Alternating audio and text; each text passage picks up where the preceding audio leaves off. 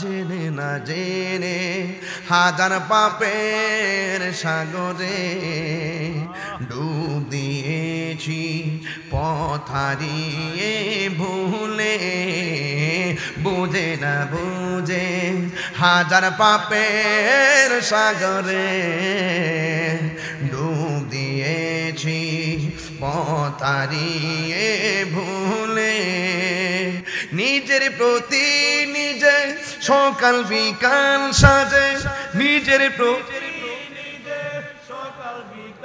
সাজে জুলুম করেছি বারে বার ইয়া রাহিমু ইয়া করিমু মেহেরবান মেহেরবান তুমি মেহেরবান মেহেরবান তুমি মেহেরবান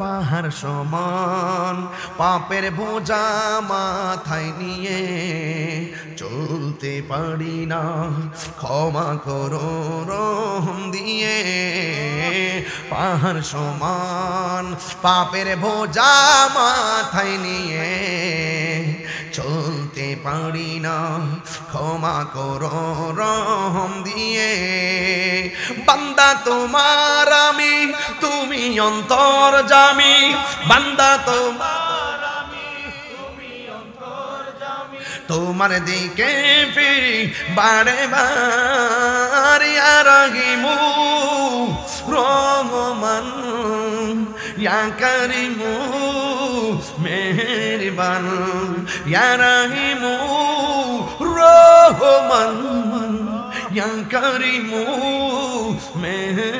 এই দেশে আব্দুল ওহাব নজরুলের এজেন্ডা বাস্তবায়ন করতে দেওয়া হবে না। কথা বলেন ঠিক কি না বলেন? মুক্তিযুদ্ধের রণাঙ্গনে মৃত্যুর মিছিলে দাঁড়িয়ে রক্ত দিয়ে লেখা স্বাধীন সার্বভৌম স্বাধীন দেশ প্রিয় বাংলাদেশ এই দেশের ইঞ্চি ইঞ্চি মাটি নিয়ে ষড়যন্ত্র করলে আমরা যেমন বরদাস্ত করব না। ইসলাম হলো হুসাইনি চেতনার নাম। এই হুসাইন ইসলামকে যারা দাফন করতে চায় আমরা তাদেরকে বরদাস্ত করব না। ঠিক কি না বলেন? শাহজালালের উত্তরসূরিরা কখনো বেয়াদব রাসূলকে গ্রহণ করে না। শাহজালালের উত্তরসূরিরা কোনো আদবহীন ব্যক্তিকে গ্রহণ করে না। এটা আবারও প্রমাণিত। কথা বলেন ঠিক কি না?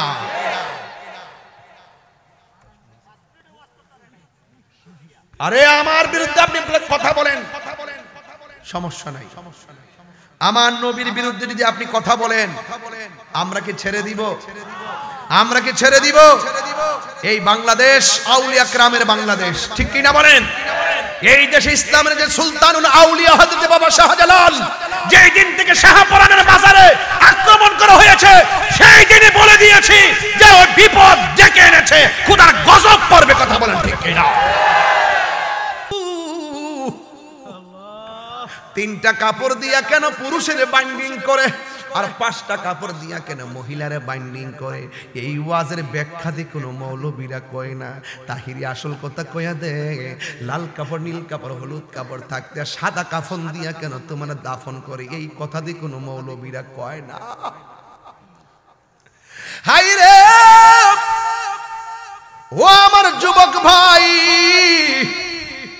নিঃশ্বাসের কোনো বিশ্বাস মার আগে সন্তান মারা যায়। এই যে বেটাটা তার মেয়েটার হারাইছে, মেয়ের বয়সটা কত? আল্লাহ যে মনে দিছে কত বছর ছিল? 18 বছরের মেয়েটা দুনিয়া থেকে চলে গেছে। আরে সন্তান কালা হোক লম্বা হোক বাটি হোক আতর হোক লুলা হোক বোবা হোক, সন্তান বাপ মার কাছে রাজকন্যা। কথা কোন ঠিক কিনা? বন্ধু এই শীতের মধ্যে মানুষগুলো পাইকপাড়া গুরুস্থানে কেমনে পড়ে আছে। আমরা বিদেশ বিরাজ্যের খবর নিলাম কিন্তু কবরের খবর আমরা নিতে পারলাম না রে বাবা। খবরের খবর আমরা নিতে পারলাম না। একদিন মাটির ভিতরে হবে ঘরে মন আমার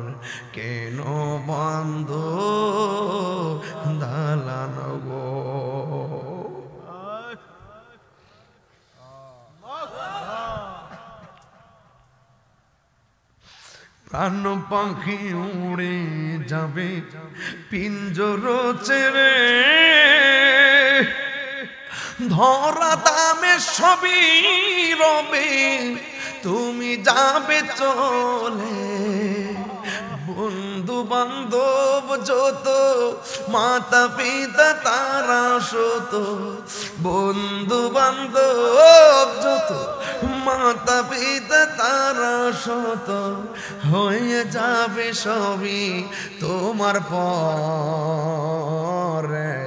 মন আমার কেন বান্ধ দালান গো। এই মুরব্বী আব্বা, আপনার সঙ্গে কত বন্ধু বান্ধব চলতো, চাষ করে চা খাইছেন, অনেক বন্ধু কবরে চলে গেছে, কথা কোন ঠিক কিনা? এই মাহফিলে অনেক যুবক বেড়ায় কি লাগে জানেননি? কারণ পাইকপার আমরা আস্তে আস্তে মুরব্বী শূন্য হয়ে গেছি, দাদা চলে গেছে সিরিয়ালে, বাপটা চলে গেছে, পোলাপানদের কাছে সমাজ এসেছে, এই জন্য কন্ট্রোল করার মেমোরি পোলাপানদের নাই। এই জন্য যুবক ভাইয়েরা আমার, জীবনটারে সুন্দর করে সাজাইতে হবে, নাইলে কবরে গেলে আমাদের অবস্থা ভয়াবহ হয়ে যাবে। এই কবর বড় সাংঘাতিক জায়গা। তাই তো আমার নবী, আপনার নবীর সাহাবী হযরতে ওমর রাদিয়াল্লাহু তাআলা আনহুর সন্তান হযরতে আব্দুল্লাহ ইবনে ওমর রাদিয়াল্লাহু তাআলা আনহু বলেন যে আমি আমার আমলে আমি একটা মানুষের মুত্তাকি কি না তাকওয়াবান কতটুকু পরীক্ষা করার জন্য আমি রাখালের কাছে গেলাম। রাখালের কাছে যাইয়া আমি পরীক্ষা করতে গেলাম, দেখি তার অন্তরে তাকওয়াটা কেমন। আপনারা দেখবেন যারা পাইকপাড়া চলাফেরা করেন, অনেক মানুষ আপনাকে অফার দিব অনেক ধরনের হারামের, কথা কোন ঠিক কিনা? কিন্তু আপনার অন্তরে যদি আল্লাহর ভয় থাকে, কোনোদিন হারামটাকে গ্রহণ করবেন না। হযরত আব্দুল্লাহ ইবনে ওমর রাদিয়াল্লাহু তাআলা আনহু বলেন আমি একদিন রাখালের কাছে গিয়া তার তাকওয়া কেমন আছে পরীক্ষা করতে গেলাম। যাইয়া জিজ্ঞেস করলাম, হে রাখাল, তুমি দেখতেছি বকরির পাল চড়াইতেছো, একটা বকরি আমারে দিয়া দাও, আমি তোমার টাকা দিমু, এই বকরিটা জবাই করে গোশত থেকে আমি তোমাকে গোশত দিমু। এবার রাখাল ডাক দিয়া কয়, হে আব্দুল্লাহ, এই আমি তো রাখালগিরি করি, আমি শুধুমাত্র বেড়াগুলা রাখি, কিন্তু বকরিগুলা রাখি, কিন্তু এই বকরির আমার একটা মালিক আছে, এই মালিকের না জিজ্ঞেস করে আমি আপনাকে দিতে পারবো না। আব্দুল্লাহ ডাক দিয়া বলতেছেন, আমি তো তার ঈমান পরীক্ষা করব, এই জন্য আর একটু বাড়ায়া বললেন, তুমি তোমার মালিক যদি জিজ্ঞেস করে তুমি বলবা একটা নেকড়ে বাঘ এসে নিয়ে গেছে, তুমি বলবা একটা বাঘ নিয়ে গেছে, তাইলে তো মালিকে বিশ্বাস করে ফেলবে। রাখাল ডাক দিয়া বলেন, আমি আমার মালিকের এত বিশ্বস্ত, আমি যদি বলি একটা কেন 10টা বকরি ভাগে খাইয়া ফেলাইছে, এরপরে আমার মনিবেরে বললে তিনি বিশ্বাস করবেন। হে আব্দুল্লাহ, আপনি যে আমার বলতেছেন আপনাকে দেওয়ার জন্য আমি দেই নাই, আপনি বলছেন জঙ্গলার বাঘে খেয়ে ফেলছে মালিকরে বলার জন্য, হ্যাঁ আমি বলতে পারবো, বললে আমি দুনিয়ার মালিকের বুঝাইতে পারবো, উপরে যে একজন আছে আমি তারে কেমন করে বোঝাবো? আল্লাহু আকবার বলেন না। প্রেমের আগুন জ্বলে দ্বিগুণ রে দয়াল, জল দিলে নিবে না। হায় রে, এই পৃথিবীর সত্যিকার মানুষ যারা, তারা কোনোদিন টাকার কাছে ঈমান বিক্রি করে না, কথা বলেন ঠিক কিনা? আরে শুহাদায়ে কারবালা, ইমাম হুসাইন ওই কারবালার জমিনে মরুভূমির বালুর মধ্যে গলার মধ্যে ছুরি চালাইয়া দিছে, এরপরেও বাতিলের কাছে মাথা নত করে নাই, কথা বলেন না বাজান ঠিক কিনা? দুইটা কোয়ালিটি যেই মানুষের মাঝে থাকবে, ওই মানুষগুলো সবচাইতে বেশি জান্নাতে যাবে। 1 নম্বর হলো তাকওয়া, 2 নম্বর হলো উত্তম চরিত্র। কারণ এই উত্তম চরিত্র মানুষের অনেক সম্পদ। টাকা গেলে টাকা পাওয়া যায়, স্বাস্থ্যহানি হলে স্বাস্থ্য ফিরে পাওয়া যায়, কিন্তু যুবক চরিত্র যদি নষ্ট হয়ে যায় সেটা আর ফিরে আসে না। এই জন্য যুবক ভাইরা, চরিত্রটা হলো সব চাইতে বড় সম্পদ, কথা বলেন ঠিক কিনা? এই হাদিসের মধ্যে আমার নবী, আপনার নবী, এই হাদিসের দ্বিতীয় অংশ বলতেছেন, আতাদরুনা মা আকসারু মা ইউদখিলুন নাসান নার। আমার নবী, আপনার নবী বলেন, তোমরা জানো নি কোন কারণে মানুষ বেশিরভাগ দুজকের মধ্যে যাবে? ফাকাল রাসূলুল্লাহি সাল্লাল্লাহু তাআলা আলাইহি ওয়াসাল্লাম, আমার নবী আপনার নবী বলেন আল ফামু ওয়াল ফারজু, মুখের কারণে মানুষ দুজকের মধ্যে যাবে, লজ্জাস্থানের কারণে মানুষ বেশিরভাগ দুজকের মধ্যে যাবে। জবানটার কারণে দুজকে কেন যাবে? এই জবান দিয়ে মানুষ মুনাফিকি করে, কথা বলেন ঠিক কিনা? এই জবান দিয়ে মানুষ মিথ্যা কথা বলে, কথা বলেন ঠিক কিনা? এই জবান দিয়ে মানুষ লেখনির মাধ্যমে নবীর বিরোধিতা করে, ঠিক কিনা? এই জবান দিয়ে ওলি আল্লাহর বিরুদ্ধে কথা বলে, এই জবান দিয়ে কোরআনের বিরুদ্ধে কথা বলে, নবীর বিরুদ্ধে কথা বলে, ইসলামের বিরুদ্ধে কথা বলে। এই জন্য আমার নবী আপনার নবী বলেছেন মান সালিমাল মুসলিমুনা মিন লিসানিহি ওয়া ইয়াদিহি, যার জবান ঠিক নাই সে কোনোদিন মুসলমান হতে পারবে না। আর মুমিন তো পরের কথা, মুসলমানই হতে পারবে না, কথা কোন ঠিক কি না বলে? এই জন্য জবানটারে হেফাজত রাখার দরকার আছে না নাই? এই জবান দিয়া বাবা ঢুকানো যাবে, ইয়াবা ঢুকানো যাবে, ফ্যান্সি ঢুকানো যাবে, সুদের টাকা ঢুকানো যাবে, ঘুষের টাকা ঢুকানো যাবে, দুর্নীতির টাকা ঢুকানো যাবে, ছিনতাইয়ের টাকা ঢুকানো যাবে, অবৈধ টাকা ঢুকানো যাবে না। না না, এই জবানের ভিতরে একমাত্র একজনের জিকির হবে। জবানটা খুলে বলুন তিনি কে?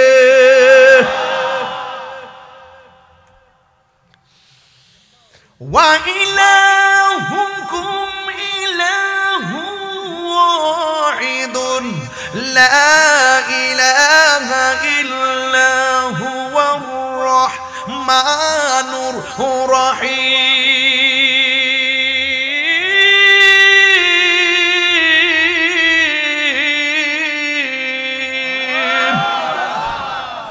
ভয় করব কাকে? আল্লাহকে ভয় করলে লাভ আছে না নাই? ভয় কি জিনিস জানবেন নি, বুঝবেন নি, বুঝাইয়া দিয়া যায়। তাকওয়া কি জিনিস? হযরতে আবু বকর সিদ্দিক রাদিয়াল্লাহু তাআলা আনহুর একটা গোলাম ছিল, জোরে কন্না মারহাবা। এই গোলামটা সারাদিন যা রুজি রোজগার করত, এর একটা অংশ হযরতে সিদ্দিক আকবর রাদিয়াল্লাহু তাআলা আনহুর ফান্ডে জমা রেখে দিতেন। যা তিনি অর্জন করতেন তা কিছু একটা অংশ শর্ত সাপেক্ষে সেখানে জমা রাখতেন। যুবক ভাইরা, একদিন ওই গোলাম হযরতে সিদ্দিক আকবরের জন্য খাবার নিয়ে আসলেন। তিনি খাবারটা সুন্দর করে খেয়ে ফেললেন। খাওয়ার পরে গোলাম ডাক দিয়ে বলে, হে আবু বকর, এতদিন আপনার বাড়িতে আমি কাজ করেছি, আমি আপনার বাড়িতে কন্ডিশনে কাজ করি, আপনাকে আমি যা দিই আপনি তাই মুট করে নেন। হ্যাঁ আবু বকর, আপনি নিয়ে ইসলামের জন্য ব্যয় করেন, আমি সব সময় দেওয়ার পরে আপনি কোন আমাকে প্রশ্ন করেন আমি টাকাটা কোথায় থেকে পেলাম, আমি অর্থটা কোথায় থেকে পেলাম, খাবারটা কোথায় থেকে পেলাম। কিন্তু আজকে যে আপনারা খাবার এনে দিয়েছি, আপনি দিগো আমার জিজ্ঞেস করলেন না খাবারটা কোথায় থেকে এনেছি। সিদ্দিক আকবর বলেন, গোলাম আমার আজকে বড় ক্ষুধা লাগছে, কোনোদিন তো তোমাকে অবৈধ পথে টাকা অর্জন করতে দেখি নাই, কোনোদিন তুমি অন্যায়ভাবে টাকা অর্জন করতে দেখি না, আমাকে দিতে দেখি নাই, এই জন্য আজকে ক্ষুধা লেগেছে বেশি, আমি তোমার জিজ্ঞেস করি নাই, এই জন্য আমি তোমাকে জিজ্ঞেস করি নাই। হ্যাঁ গোলাম, তুমি এটা কোথায় থেকে এনেছো? এবার গোলাম ডাক দিয়ে বলে, জাহিলিয়াতের যুগে আমি একটা বাড়িতে গিয়েছিলাম, একটা মানুষের বাড়িতে মন্ত্র পাঠ করে, যন্ত্রতন্ত্র মন্ত্র গণক জাদু বান টুনা আছে না, এইগুলা জায়েজ নাই। আমি একটা জাহিলিয়াতের যুগে এক বাড়িতে আমি মন্ত্র পাঠ করছিলাম, যে এই মন্ত্র পাঠ করা জায়েজ না, কিন্তু আমি মন্ত্র পাঠ করার পর তারা আমাকে ওই দিন কোনো বিনিময়ে দেয় নাই। ঘটনাক্রমে আজকে ওই এলাকা দিয়ে গিয়েছিলাম, যাওয়ার পরে দেখলাম ওই বাড়িতে একটা বিয়ের আয়োজন চলে, যার বাড়িতে মন্ত্র পড়ছিলাম সে আমার দেখা ওই মন্ত্রের বিনিময়ে আমাকে খাবার দিয়ে দিছেন। এই খাবারটা আমি আপনার কাছে নিয়ে এসেছি, আপনার কাছে আনার পরে আপনি আমাকে জিজ্ঞেস না করে খেয়ে ফেললেন। এবার সিদ্দিক আকবর মুখের ভিতরে ইচ্ছা মতো পানি ঢুকালেন, পানি ঢুকাইয়া দুইটা আঙ্গুল মুখের ভিতরে ঢুকাইয়া বমি কইরা ভিতরে সব লুকমা বাহির কইরা ফালাইলেন। এবার ওই গোলামে ডাক দিয়া কয়, আবু বকর সিদ্দিক রাদিয়াল্লাহু তাআলা আনহু, আপনি আমাকে বলছেন আমি খাবারটা কোথায় থেকে এনেছি, খাবারটা দেওয়ার পরে আপনি আঙ্গুল ভিতরে ঢুকায়া সব বের করে ফেলেছেন বমি কইরা। এবার সিদ্দিক আকবর ডাক দিয়া বলেন, আমি আঙ্গুলটা ঢুকাইছি, অনেক কষ্ট হইছে, আমার আঙ্গুলটা ভিতরে ঢুকাইছি, অনেক কষ্ট হইছে, এরপর আমার খাবারটা বাইর হইছে, কিন্তু একটা কথা মনে রেখো, আমার আঙ্গুল ঢুকাইয়া যদি আমার জীবনটাও চইলা যাইতো, আমি এটা বাইর করার জন্য পাগল হয়ে যেতাম। আল্লাহ আমারে বাঁচাইছে। দেখছেন নি সাহাবায়ে কেরাম কোথায় থেকে কে কিভাবে খাবারটা আনছে জিজ্ঞাসা করতো। আজকে আমরা দাওয়াত করলে জিগাই না তুমি সুদ খাওনি, কথা কোন ঠিক কিনা? তাহলে তাকওয়া আসবে কিভাবে? কোথায় থেকে আসতেছে, কোথায় থেকে খাওয়াইতেছে খবর না, এই জন্যই আমাদের কলব মরা, কথা কোন ঠিক কিনা? অল্প বডির মধ্যে মানুষের আমার শরীরটারে যদি এখন কাটটা ফেলাই, গোশতগুলা যদি কাটে, তাইলে আমার শরীরে কয় কেজি গোশত হবে? সোহাগ এইচডি মিডিয়া, সত্য প্রচারে আপোষহীন। الصلاة والسلام عليك يا رسول الله،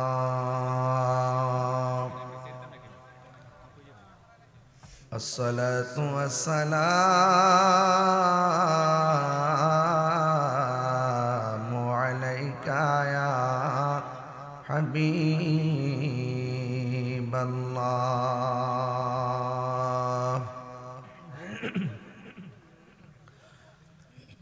الصلاة والسلام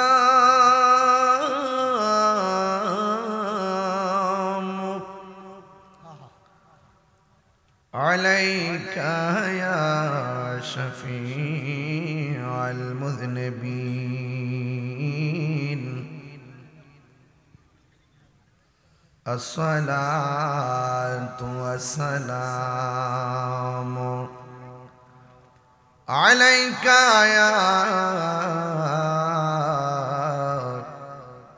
رحمة للعالمين، الحمد لله، الحمد لله رب العالمين،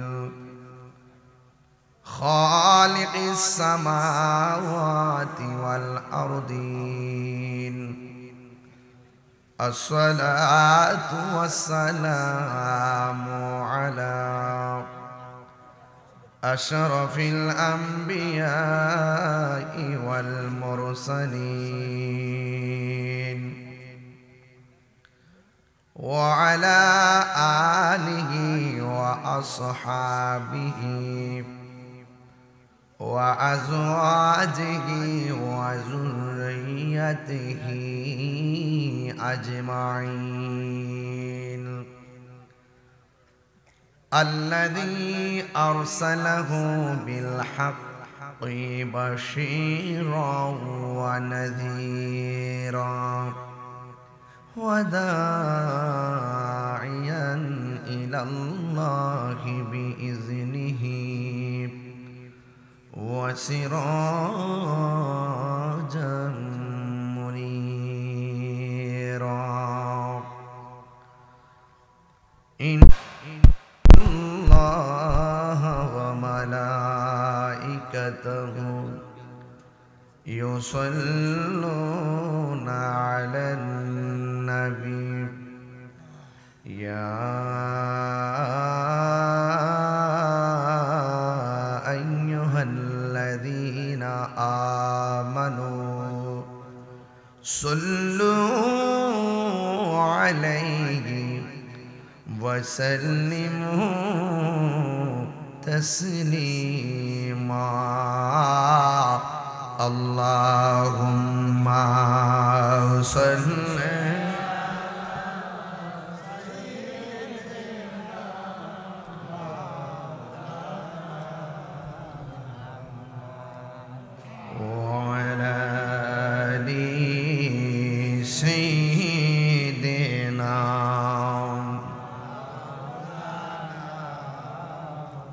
দরদ মাকা কণ্ঠে পড়ি, আল্লাহুম্মা সাল্লি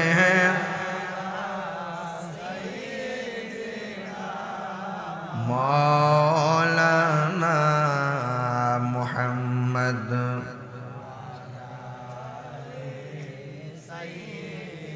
আহা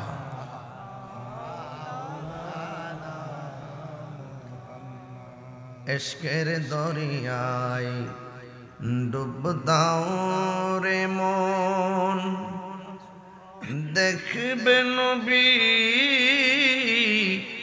জির দিদার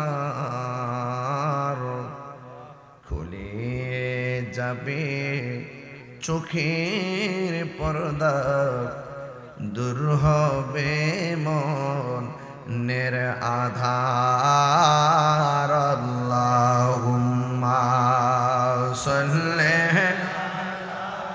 ইয়া রাসূলুল্লাহ মারহাবা وعلى آل سيدنا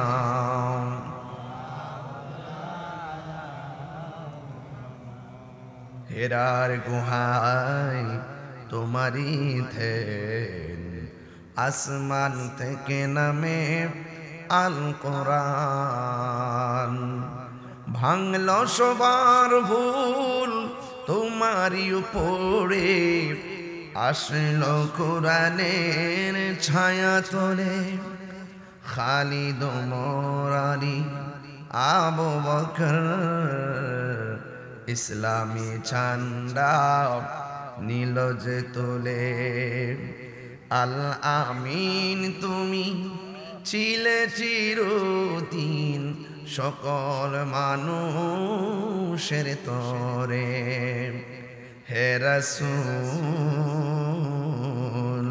তোমাকে ভুলি আমি কেমন করে আল্লাহুম্মা সাল্লি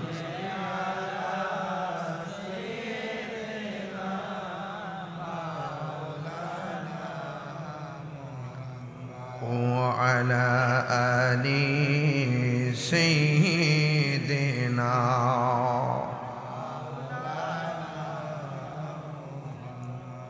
লা ইলাহা জবান খোলেন লা ইলাহা লা ইলাহা লা হক লা ইলাহা লা ইলাহা ইল্লাল্লাহ বলুন লা ইলাহা লা ইলাহা হাসবি রাব্বি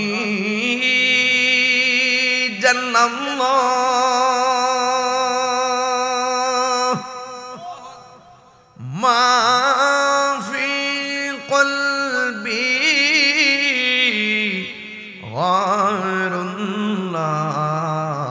গায়রুল্লাহ সুবহানাল্লাহ পড়ুন নূর মুহাম্মদ সাল্লাল্লাহু লা ইলাহা ইল্লাল্লাহ লা ইলাহা লা ইলাহা লা ইলাহা ইল্লাল্লাহ মুহাম্মাদুর রাসূলুল্লাহ সাল্লাল্লাহু আলাইহি ওয়াসাল্লাম। উপস্থিত দক্ষিণ পাইকপাড়া মরহুম আব্দুল মালিক মেম্বার সাহেবের বাড়িতে মুজাদ্দিদ আহলুস সুন্নাত ওয়াল জামাত ইমাম আহলুস সুন্নাত ওয়াল জামাত আল্লামা গাজী আকবর আলী রিজভী রাদিয়াল্লাহু তাআলা আনহুর স্মরণে চতুর্থ বার্ষিক সুন্নি মহাসম্মেলন উরসে গৌসুল আজম উরসে আউলিয়ায় আজকের মাহফিলের সম্মানিত সভাপতি জনাব আব্দুল হান্নান সাহেব, সহসভাপতি জনাব তারা মিয়া সাহেব, আজকের মাহফিলের শুভাগমন করবেন রাজবিয়া দরবার শরীফের খলিফা পীর গাজী শফিক আহমদ রেজভী সাহেব মদজিল্লাহুল আলী, প্রধান মেহমানে আলা হিসেবে উপস্থিত ছিলেন রেজবিয়া দরবার শরীফের সম্মানিত খলিফা হারং গৌসিয়া আলিয়া দরসে নিজামী মাদ্রাসার প্রতিষ্ঠাতা পরিচালক মুফতি আজম লেখক ও গবেষক আল্লামা মুফতি নজরুল ইসলাম রেজবি সুন্নি আল কাদরি সাহেব মাদ্দাজুল্লাহুল আলী বক্তব্য রেখেছেন সারা বাংলার সারা জাগানো বক্তা আশিকে রাসূল মুজাহিদ আহলুস সুন্নাহ মাসিহাতা গৌসিয়া রেজবিয়া দরবার শরীফের সাজ্জাদানশীন আমার ভগ্নিপতি আল্লামা মুফতি গাজী এম এ রুহুল কুদ্দুস রেজবি সুন্নি আল কাদরি সাহেব। বক্তব্য রেখেছেন মাওলানা ইসমাইল আহমদ নুরুল্লাহ রেজবি সাহেব সহ ওয়া মুবাল্লিগিন উলামায়ে কেরাম। বিশেষ করে আজকের এই মাহফিলে প্রধান মেহমান হিসেবে আমার ডান পাশে বসা আছেন অত্যন্ত জননন্দিত বিশিষ্ট সুধী হবিগঞ্জ জজ কোর্টের অনবদ্য ব্যক্তিত্ব অ্যাডভোকেট আশরাফুল বারী নোমান চৌধুরী সাহেব এবং উপস্থিত আছেন ৯ নং নিজামপুর ইউনিয়ন পরিষদের চেয়ারম্যান। আমিও ওনার ইউনিয়নের একজন নির্বাচনী প্রচারক বলতে পারেন। আমি অনেক মহব্বত করি জনাব তাজউদ্দিন তাজ সাহেব। তিনি কিছুক্ষণ পরে এখান থেকে মুরারবন মাজারের উদ্দেশ্যে জিয়ারতে যাবেন, আমাকে আগেই বলেছেন।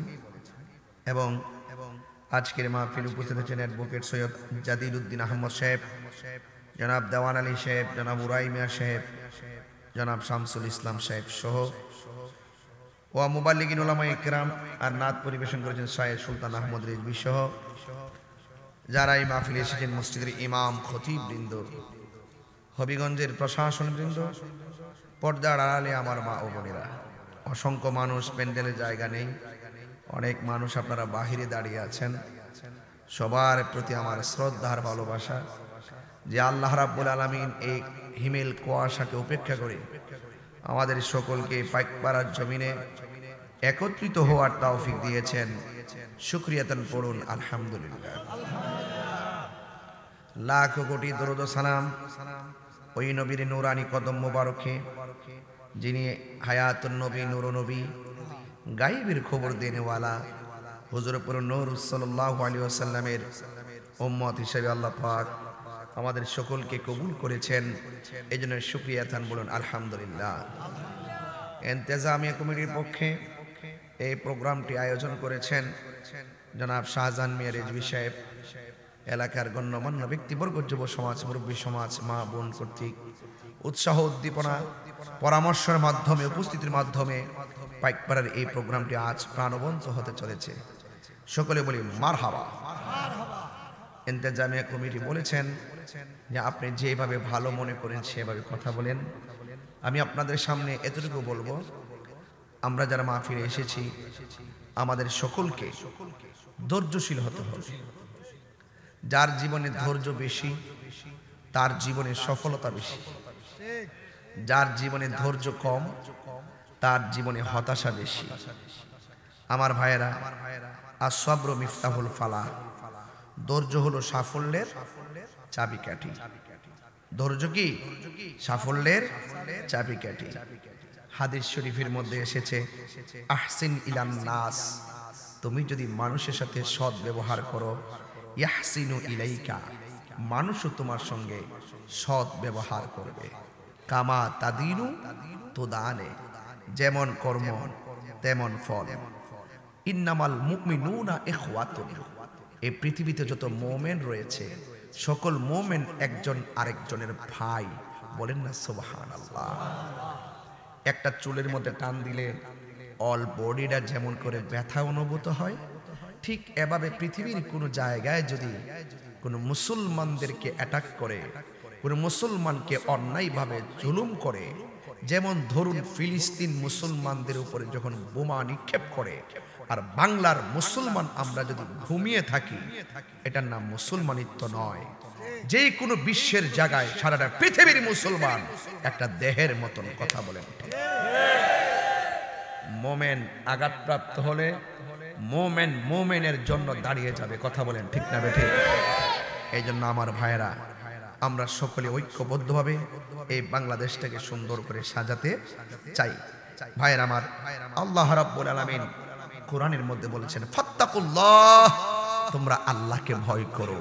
ওয়াকুলু কওলান সাদীদা, এবং তোমরা সদা সর্বদা সত্য কথা বলো। আজকে আমাদের ভান্ডরা মিথ্যায় ভরে গেছে, এই জন্য শান্তি খুঁজে পাওয়া যায় না। আসিদকু ইউনজি ওয়াল কিযবু ইউহলিক, সত্য মুক্তি দেয়, মিথ্যা ধ্বংস করে। আল কিযবু উম্মুয যুনুব, মিথ্যা হলো সকল পাপের মা, মিথ্যা হলো সকল পাপের ভিত্তি, মিথ্যা হলো সকল পাপের ফাউন্ডেশন, মিথ্যা হলো সকল পাপের মূল।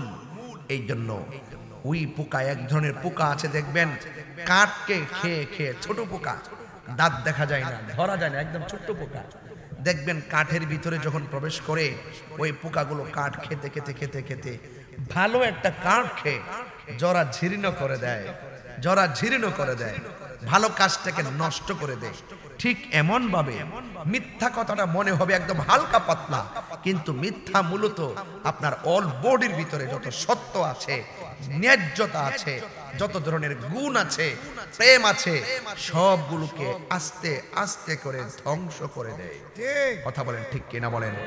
এই জন্য আল্লাহ বলছেন, যা আল হাক্কু ওয়া সাহাকাল বাতিল ইন্নাল বাতিলা কানা সাহুকা, সত্য সমাগত, মিথ্যা দূরীভূত, আমরা হকের জন্য জীবন দিব। কথা বলেন ঠিক না বেঠিক? এবং ভয় করব একজনকে, জবানটা খুলে বলুন তিনি কে? আরো বড় তিনি কে? বলা হয়েছে ওয়ামান নাজাহু ইল্লা বিত্তাকওয়া, তাকওয়া ছাড়া সফলতা অর্জন করা যায় না। তাকওয়া কি জিনিস? আপনি রোজা রেখেছেন, রোজা রাখার পরে দুপুরবেলায় ঘরে ঢুকেছেন, দরজা লাগিয়ে দিয়েছেন, অথবা আপনি একটা মদের বোতল এনেছেন, মদটাকে হাতে নিয়ে ঘরের ভিতরে ঢুকেছেন, ডানের দরজা লাগিয়ে দিয়েছেন, বামের দরজা লাগিয়ে দিয়েছেন, সামনের পিছনের জানালা বন্ধ করে দিয়েছেন, ঘরের ভিতরে কেউ নাই, ডানে কেউ নাই, বামে কেউ নাই, সামনে কেউ নাই, পিছনে কেউ নাই। আপনি মদের বোতলটার যে মুখটা আছে, সেই মুখটাকে আপনি খুললেন, খুলে ভাবলেন আমাকে কেউ তো দেখতেছে না, আমি মদটা খেয়ে ফেলি শান্তি মতো।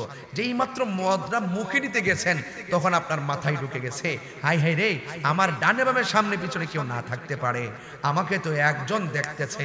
বলুন না তিনি কে? মদের বোতলটা ঢিল মেরে মাটির মধ্যে ফেলে দেওয়ার পরে তিনি বলতেছেন, না, এই পৃথিবীর সকলকে ফাঁকি দিতে পারবো, কিন্তু আল্লাহকে ফাঁকি দেওয়া সম্ভব। মদের বোতলটা রেখে দিয়েছেন, এটার নামই হলো তাকওয়া। এই তাকওয়ার পাবন্দি যারা করেছেন, তাকওয়ার সন্ধান যারা করেছেন, তাকওয়ার জন্য যারা, তাকওয়াকে যারা নিজের জীবনের অলংকার বানিয়েছেন, তাদের জীবনে ওরা বান্দা থাকে নাই, ওরাই গাউসুল আজম হয়ে গেছে, ওরাই রেজবি মাওলা হয়ে গেছে, ওরাই নাসিরউদ্দিন শিপাশালা হয়ে গেছে, ওরাই বাবা শাহজালাল ইয়ামনি হয়ে গেছে, ওরাই শাহপরান হয়ে গেছে, ওরাই গরিবুল্লাহ শাহ হয়ে গেছে, ওরাই মিসকিন শাহ হয়ে গেছে, ওরাই কল্লা শহীদ হয়ে গেছে, ওরাই আমানত শাহ হয়ে গেছে, ওরাই গরিবুল্লাহ শাহ হয়ে গেছে, ওরাই মিসকিন শাহ হয়ে গেছে, ওরাই বাইজিদ বুস্তামি হয়ে গেছে, ওরাই মাইজ ভান্ডার হয়ে গেছে, ওরাই ফয়েজউদ্দিন শাহ হয়ে গেছে, ওরাই গোলাপ শাহ হয়ে গেছে, ওরাই শাহ আলী বুগদাদি হয়ে গেছে। হাত তুলে বলেন ঠিক কি না বলেন?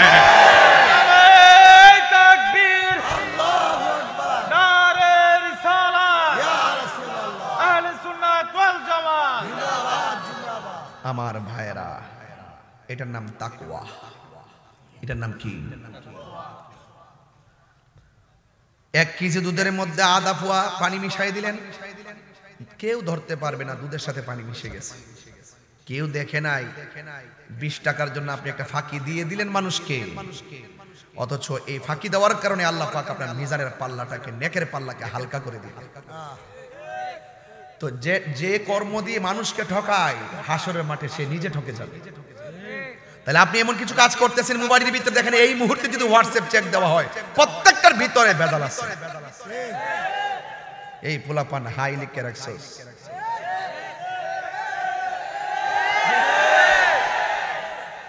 কথা সত্য কথা, কিন্তু বাঁচার রাস্তা, বাঁচার রাস্তা। তুমি যতই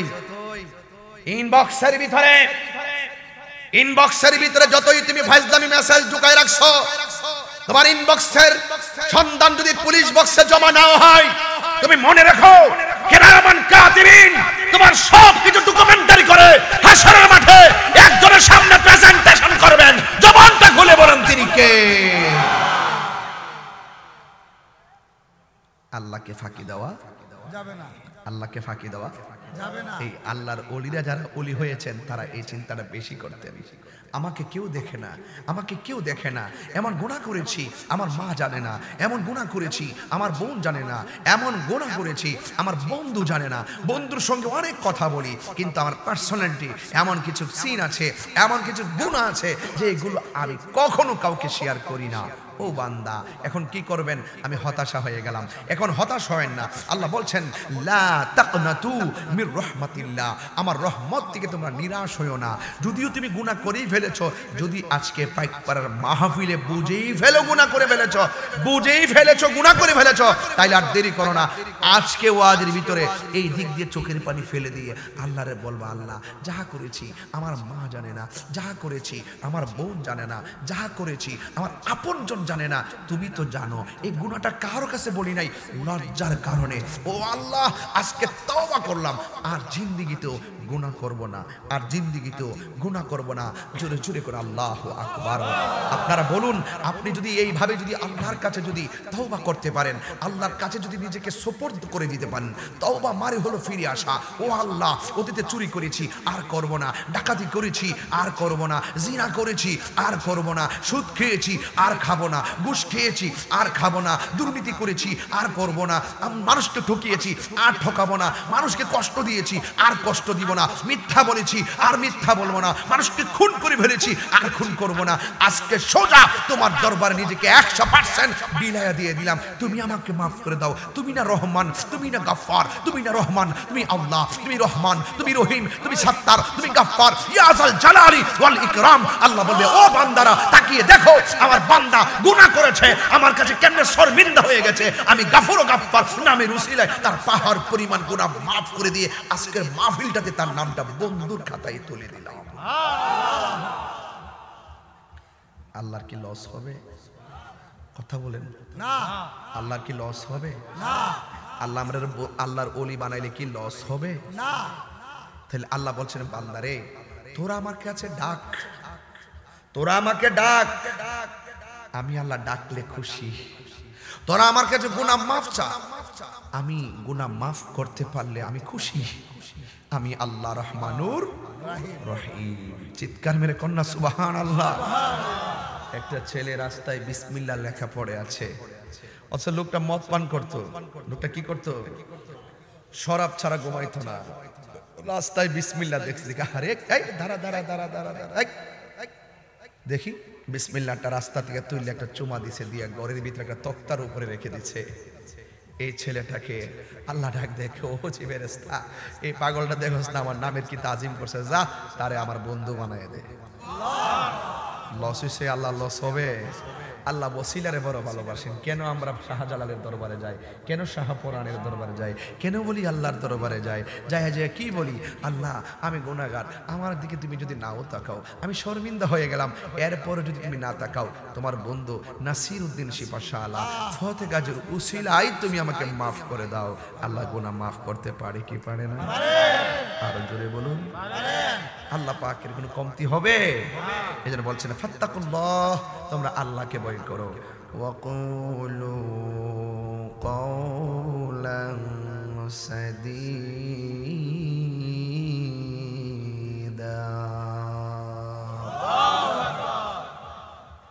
আল্লাহ রাব্বুল আলামিন বলেন, হে ঈমানদারগণ, তোমরা আমি আল্লাহকে ভয় করো। তোমার ডানে বিপদ, তোমার বামে বিপদ, তোমার সামনে বিপদ, অন্ধকার পিছনে অন্ধকার। আল্লাহ রাব্বুল আলামিন বলেন, তোমার অন্তরে যদি আমি আল্লাহ রাব্বুল আলামিনের ভয় থাকে, আমার আল্লাহ রাব্বুল আলামিন বলতেছেন, আল্লাহ রাব্বুল আলামিন বলতেছেন, আল্লাহু ওয়ালিয়ুল্লাযীনা আমানু ইউখরিজুহুম মিনাজ যুলুমাতি ইলান নূর। আল্লাহ রাব্বুল আলামিন বলেন, যাদের অন্তরে আমি আল্লাহর ভয় আছে, এদের ডানে অন্ধকার, এর বামে অন্ধকার, সামনে অন্ধকার, পিছনে অন্ধকার। এই যে মাহফিলটা করেছে, অনেক মানুষ আমার বিরুদ্ধবাদী আছে না নাই? সমালোচনাকারী আছে না নাই? তুমি হক কথা বলবা, জীবনে সবার কাছ থেকে ফুলের মালা পাইবা না। হক কথা বলবা, ফুলের মালা পাওয়া যাবে না। দেখবা হক কথা বললে শত শত কাটা গায়ে বিঁধে যাবে। কথা বলেন ঠিক কিনা? আল্লাহ বলে, যদিও তোর চতুর্পাশে অন্ধকার, আমি আল্লাহর ভয় যদি তোর অন্তরের মধ্যে থাকে, আমি আল্লাহর ভয় যদি তোমার অন্তরে থাকে, আমি আল্লাহ তোমাকে অন্ধকার থেকে বের করে আলোর দিকে নিয়ে যাব। ওয়ালামু আন্নাল্লাহা মাআল মুত্তাকিন। তোমরা জেনে রাখো, আমি আল্লাহর ভয় যার অন্তরে থাকবে কেউ লাগবে না। যার কেউ নাই, জবানটা খুলে বলুন কার কে আছে? আরো জবান খুলে বলুন কে আছে? যুবক ভাইয়েরা আমার, আমি আপনাদের সামনে পবিত্র কালামুল্লাহ শরীফ থেকে অনেকগুলো আয়াত আর অনেকগুলো উদ্ধৃতি দিয়ে বুঝিয়ে দিয়ে যাচ্ছি। আমার নবী, আপনার নবীর একজন সাহাবী, যার নাম হলো হযরতে আবু হুরায়রা। আবু হুরায়রার নাম ছিল আব্দুল উজ্জা, আর একটা নাম ছিল আব্দে শামস। ইসলাম ধর্ম গ্রহণ করার পর ওনার নাম হচ্ছে আব্দুর রহমান। সুবহানাল্লাহ করে লাগে। এই আব্দুর রহমান একদিন, আমি গায়ের মধ্যে যেমন চাদরটা পরে আছি, এই চাদরটা গায়ের মধ্যে লাগাইয়া নবীর দরবারের মধ্যে গিয়েছে। তখন ওনার নাম হলো আব্দুর রহমান। নবীর সামনে যাওয়ার পরে নবীর সঙ্গে কথা বলতেছেন, হঠাৎ করে আব্দুর রহমানের চাদরের ভিতর থেকে একটা বিড়ালের বাচ্চা বের হয়ে গেছে। তখন আমার নবী একটা মুস্কি হাসি দিয়ে বললেন, হে আব্দুর রহমান, তুমি কি আবি হুরায়রা নাকি? তুমি কি বিড়ালের বাপ নাকি? সুবহানাল্লাহ কইতেন না? আবু হুরায়রা কয়, আজকে থেকে আমার নাম আব্দুর রহমান না, নবী আমারে বিড়ালের বাপ কইছে, আজকে থেকে আমি বিড়ালের বাপ হয়ে থাকতে চাই। জোরে কেন আল্লাহু আকবার। সিয়াসিত্তার 6টা গ্রন্থ খুলেন, বুখারী শরীফ, মুসলিম শরীফ, তিরমিজি শরীফ, নাসাই শরীফ, আবু দাউদ শরীফ, ইবনে মাজাহ শরীফ, 6টা গ্রন্থ খুলে দেখেন।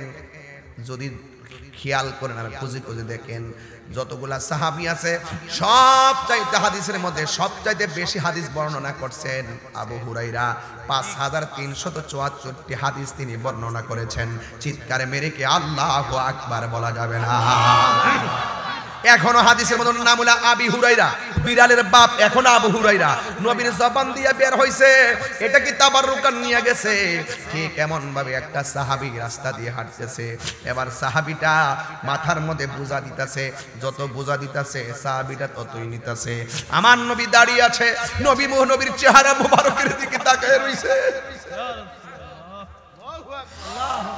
মাথার মধ্যে বোঝা দিতেছে, কিন্তু না করে না, দিতে আছে।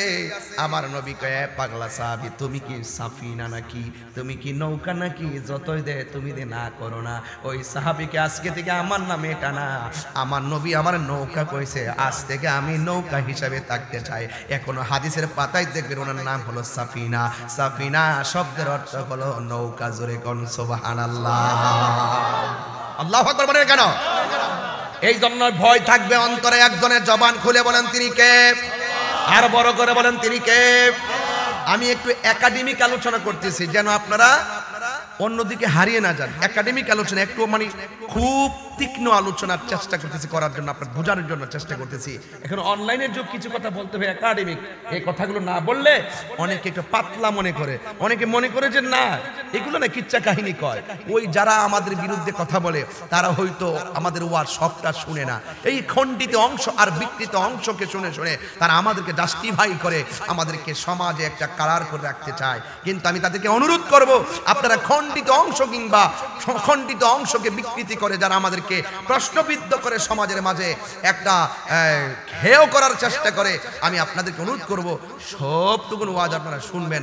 শোনার পরে যেটা ভালো লাগে সেটা গ্রহণ করবেন, যেটা ভালো লাগে না সেটা আপনি ছেড়ে দিবেন, যেটা ভুল হয় সংশোধন করে দিবেন।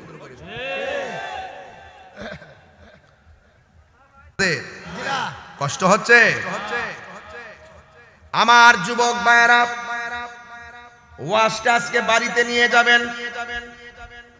বাড়িতে নিয়ে গেলে আশা করি ওয়াজটা বুঝবেন। আমার নবী, আপনার নবীর সাহাবী হযরতে আবু হুরায়রা রাদিয়াল্লাহু তাআলা আনহু থেকে বর্ণিত, তিনি বলতেছেন আন আবি হুরায়রা রাদিয়াল্লাহু তাআলা আনহু থেকে বর্ণিত قال رسول الله صلى الله عليه وسلم হযরত আবি হুরায়রা রাদিয়াল্লাহু তাআলা আনহু থেকে বর্ণিত তিনি বলেছেন রাসূল করিম সাল্লাল্লাহু তাআলা আলাইহি ওয়াসাল্লাম বলেছেন আতাদরুনা মা আকসারু মা ইউদখিলুন নাসাল জান্নাতা আমার নবী আপনার নবী বলেন ও সাহাবায়ে কেরাম তোমরা জানোনি এই পৃথিবীর মধ্যে কোন আমলের কারণে সব চাইতে মানুষ বেহেশতে যাবে তোমরা জানোনি যে কোন কারণে মানুষ বেশিরভাগ বেহেশতের মধ্যে যাবে আমার নবী বলতেছেন ফাকালা রাসূলুল্লাহি সাল্লাল্লাহু তাআলা আলাইহি ওয়াসাল্লাম আমার নবী আপনার নবী নূরানি জবান মুবারকে বলতেছেন তাকওয়াল্লাহি ওয়া হুসনুল খুলুক এক নম্বর হলো যার অন্তরে আল্লাহর ভয় আছে আর যার চরিত্রটা ভালো এই দুই প্রকার মানুষ যত বেশি হবে তারা জান্নাতে বেশি যাবে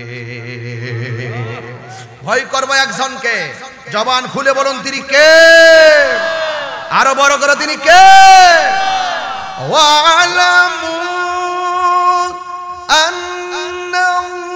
আন্নাল্লাহা মা'আল মুত্তাকিন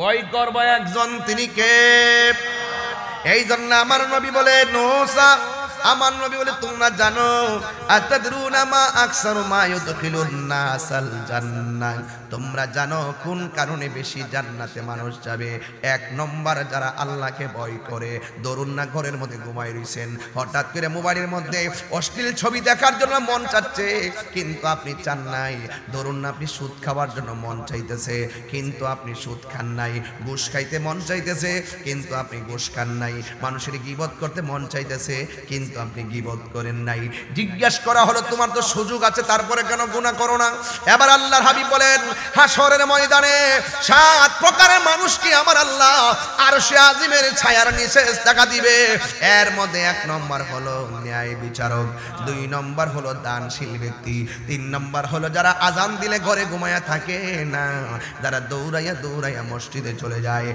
বাজার তার ভালো লাগে না মসজিদ তার ভালো লাগে আল্লাহু আকবার কর না কেন আমার নবী আপনার নবী বলেন সাত প্রকার মানুষের মধ্যে এক প্রকার বলো যারা আল্লাহকে ভয় করবে আর আল্লাহকে ভয় করে যারা গুনার কাজ ছেড়ে দিবে আমার আল্লাহ তাকে আরশে আজিমের নিচে ছায়া দিয়ে দিবে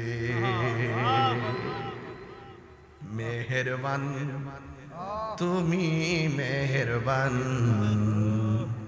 মেহেরবান তুমি মেহেরবান কন্যা মেহেরবান তুমি মেহেরবান মেহেরবান তুমি মেহেরবান আমি পাপী গুনাহগার তুমি ছাড়া কে আছে আর ক্ষমা করো ওগো প্রভু তওবা করি বারে বার ইয়া রাহিমু রহমান ইয়া করিমু মেহেরবান ইয়া রাহিম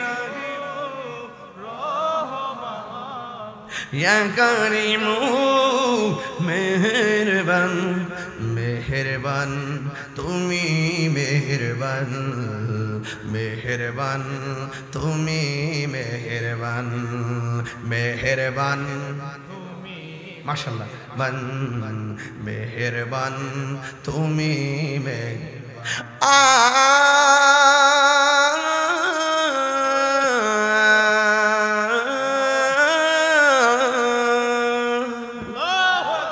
জেনে না জেনে হাজার পাপের সাগরে ডুব দিয়েছি পথ হারিয়ে ভুলে বুঝে না বুঝে হাজার পাপের সাগরে ডুব দিয়েছি পথ হারিয়ে ভুলে নিজের প্রতি নিজে সকাল বিকাল সাজে নিজের প্রতি সকাল বিকাল সাজে জুলুম করেছি বারে বার ইয়া রহিমু ইয়া করিমু মেহেরবান মেহেরবান তুমি মেহেরবান মেহেরবান তুমি মেহেরবান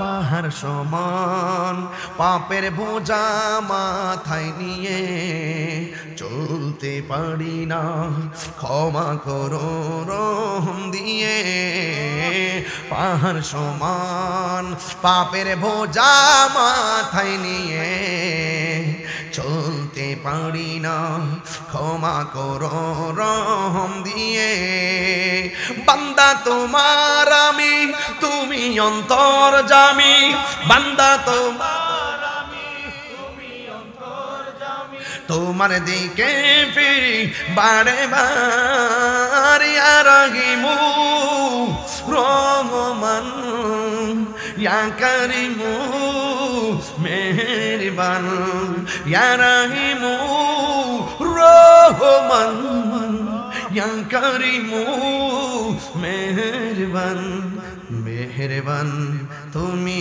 মেহেরবান মেহেরবান তুমি মেহেরবান মেহেরবান তুমি মেহেরবান মেহেরবান তুমি মেহেরবান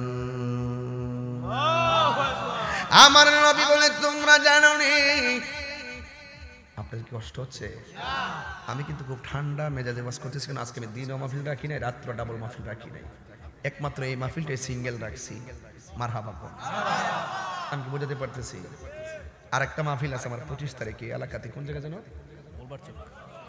হ্যাঁ বলবার চোখে আসবে ইনশাল্লাহ আসবেন না সবাই ইনশাল্লাহ আচ্ছা আজকে ওয়াজটা আমার জায়গায় রেখে যাবো বাকিটা আবার ওখানে করবো ইনশাল্লাহ রাজি আছি সবাই আপনার কষ্ট হচ্ছে তো ইনশাল্লাহ এই যে গজলটা আরেকটা গজল আর ওয়াজ তো সারাটা রয়েছে তুই কি কইছ এটা তো ফাউন্ডেশন খালি ঘরের মধ্যে শুধু রং দিলে চলবো ফাউন্ডেশন ঠিক না করলেন রে তুমি তো রং দেখতে চাইতেছ কারণ ঘরের রং টং যেমনি সুন্দর লাগছিল ফাউন্ডেশন আমি তো ওয়াদের ফাউন্ডেশন করতেছি এখন কথা কোন ঠিক না ওয়াদের ফাউন্ডেশন ঠিক করতেছি যে যেন সকালবেলা বলতে পারে যে এই বেটা হুজুরের ফতমে আলমা এই রাত 2 ঘন্টা ওয়াজ করতে ওয়াদের ফতমে 1 ঘন্টা শুননা দে হুজুর কোরআন সুন্নাহর ওয়াজ কইরা আমাদের অন্তরের ভিতরে ফাউন্ডেশন গাইরা দিয়ে গেছে আমাদের চোখের মধ্যে দুনিয়ার ভেলকিবাজি নাই আমাদের চোখে হলো সোনার মদিনার সবুজ গম্বুজ কথা বলেন ঠিক এই তাকবীর নারে রিসালাত আহলে সুন্নাত ওয়াল জামাত আল্লামা পীর মুফতি গিয়াসউদ্দিন আত-তাহিরি সাহেব মারহাবা কর কষ্ট হচ্ছে আপনাদের আমার নবী আপনার নবী বলেন দুইটা কোয়ালিটি যেই মানুষের মাঝে থাকবে ওই মানুষগুলো সবচাইতে বেশি জান্নাতে যাবে এক নম্বর হলো তাকওয়া দুই নম্বর হলো উত্তম চরিত্র কারণ এই উত্তম চরিত্র মানুষের অনেক সম্পদ টাকা গেলে টাকা পাওয়া যায় স্বাস্থ্যহানি হলে স্বাস্থ্য ফিরে পাওয়া যায় কিন্তু যুবক চরিত্র যদি নষ্ট হয়ে যায় সেটা আর ফিরে আসে না এই জন্য যুবক ভাইরা চরিত্রটা হলো সব চাইতে বড় সম্পদ কথা বলেন ঠিক কিনা এই হাদিসের মধ্যে আমার নবী আপনার নবী এই হাদিসের দ্বিতীয় অংশ বলতেছেন আতাদরুনা মা আকসারু মা ইউদখিলুন নাসান নার আমার নবী আপনার নবী বলেন তোমরা জানো নি কোন কারণে মানুষ বেশিরভাগ দুজকের মধ্যে যাবে ফাকালা রাসূলুল্লাহ সাল্লাল্লাহু তাআলা আলাইহি ওয়াসাল্লাম আমার নবী আপনার নবী বলেন আল ফামু ওয়াল ফারজু মুখের কারণে মানুষ দুজকের মধ্যে যাবে লজ্জাস্থানের কারণে মানুষ বেশিরভাগ দুজকের মধ্যে যাবে জবানটার কারণে দুজকে কেন যাবে এই জবান দিয়ে মানুষ মুনাফিকি করে কথা বলেন ঠিক কিনা এই জবান দিয়ে মানুষ মিথ্যা কথা বলে কথা বলেন ঠিক কিনা এই জবান দিয়ে মানুষ লেখনির মাধ্যমে নবীর বিরোধিতা করে ঠিক কিনা এই জবান দিয়ে ওলি আল্লাহর বিরুদ্ধে কথা বলে এই জবান দিয়ে কোরআনের বিরুদ্ধে কথা বলে নবীর বিরুদ্ধে কথা বলে ইসলামের বিরুদ্ধে কথা বলে। এই জন্য আমার নবী আপনার নবী বলেছেন মান সালিমাল মুসলিমুনা মিন লিসানিহি ওয়া ইয়াদিহি, যার জবান ঠিক নাই সে কোনোদিন মুসলমান হতে পারবে না। আর মুমিন তো পরের কথা, মুসলমানই হতে পারবে না। কথা কোন ঠিক কি না বলে? এই জন্য জবানটার হেফাজত রাখার দরকার আছে না নাই? এই জবান দিয়া বাবা ঢুকানো যাবে, ইয়াবা ঢুকানো যাবে, ফ্যান্সি ঢুকানো যাবে, সুদের টাকা ঢুকানো যাবে, ঘুষের টাকা ঢুকানো যাবে, দুর্নীতির টাকা ঢুকানো যাবে, ছিনতাইয়ের টাকা ঢুকানো যাবে, অবৈধ টাকা ঢুকানো যাবে না। না না, এই জবানের ভিতরে একমাত্র একজনের জিকির হবে। জবানটা খুলে বলুন তিনি কে?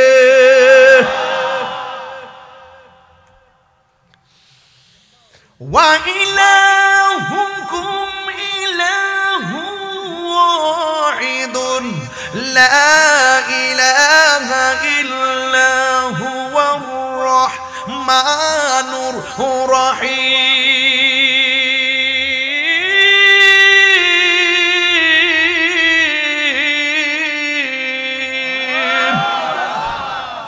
ভয় করব কাকে? আল্লাহকে ভয় করলে লাভ আছে না নাই? ভয় কি জিনিস জানবেন নি, বুঝবেন নি, বুঝাইয়া দিয়া যায়। তাকওয়া কি জিনিস? হযরতে আবু বকর সিদ্দিক রাদিয়াল্লাহু তাআলা আনহুর একটা গোলাম ছিল। হুজুরে কন্যা মারহাবা। এই গোলামটা সারা দিন যা রুজি রোজগার করত, এর একটা অংশ হযরতে সিদ্দিক আকবর রাদিয়াল্লাহু তাআলা আনহুর ফান্ডে জমা রেখে দিতেন। যা তিনি অর্জন করতেন তা কিছু একটা অংশ শর্ত সাপেক্ষে সেখানে জমা রাখতেন।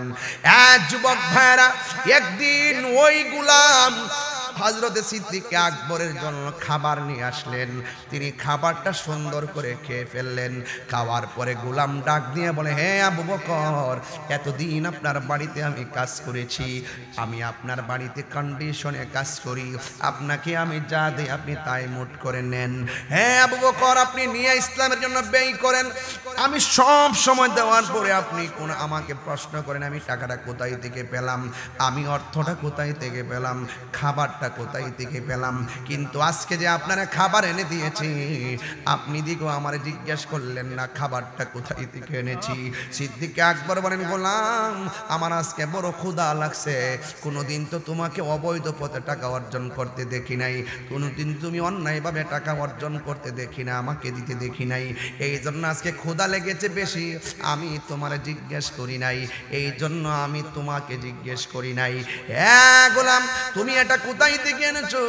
এবার গোলাম ডাক দিয়ে বলে, জাহিলিয়াতের যুগে আমি একটা বাড়িতে গিয়েছিলাম, একটা মানুষের বাড়িতে মন্ত্র পাঠ করে, যন্ত্রতন্ত্র মন্ত্র গণক জাদু বানটুনা আছে না, এইগুলা জায়েজ নাই।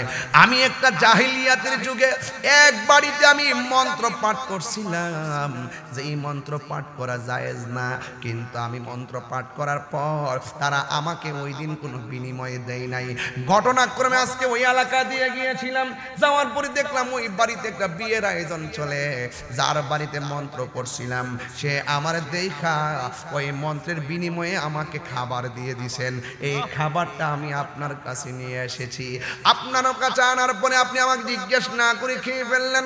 এবার সিদ্দিক আকবর মুখের ভিতরে ইচ্ছা মতো পানি ঢুকালেন, পানি ঢুকাইয়া দুইটা আঙ্গুল মুখের ভিতরে ঢুকাইয়া বমি কইরা ভিতরে সব লুকমা বাহির কইরা ফালাইলেন।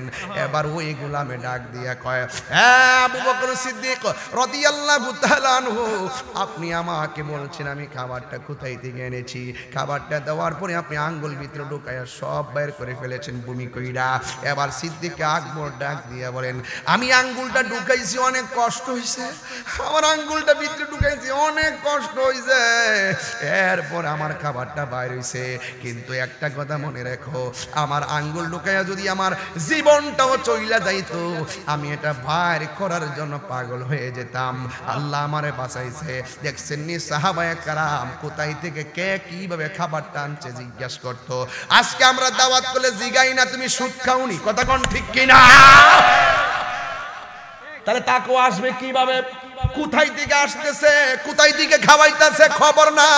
এই জন্যই আমাদের কলব মরা, কথা কোন ঠিক কিনা?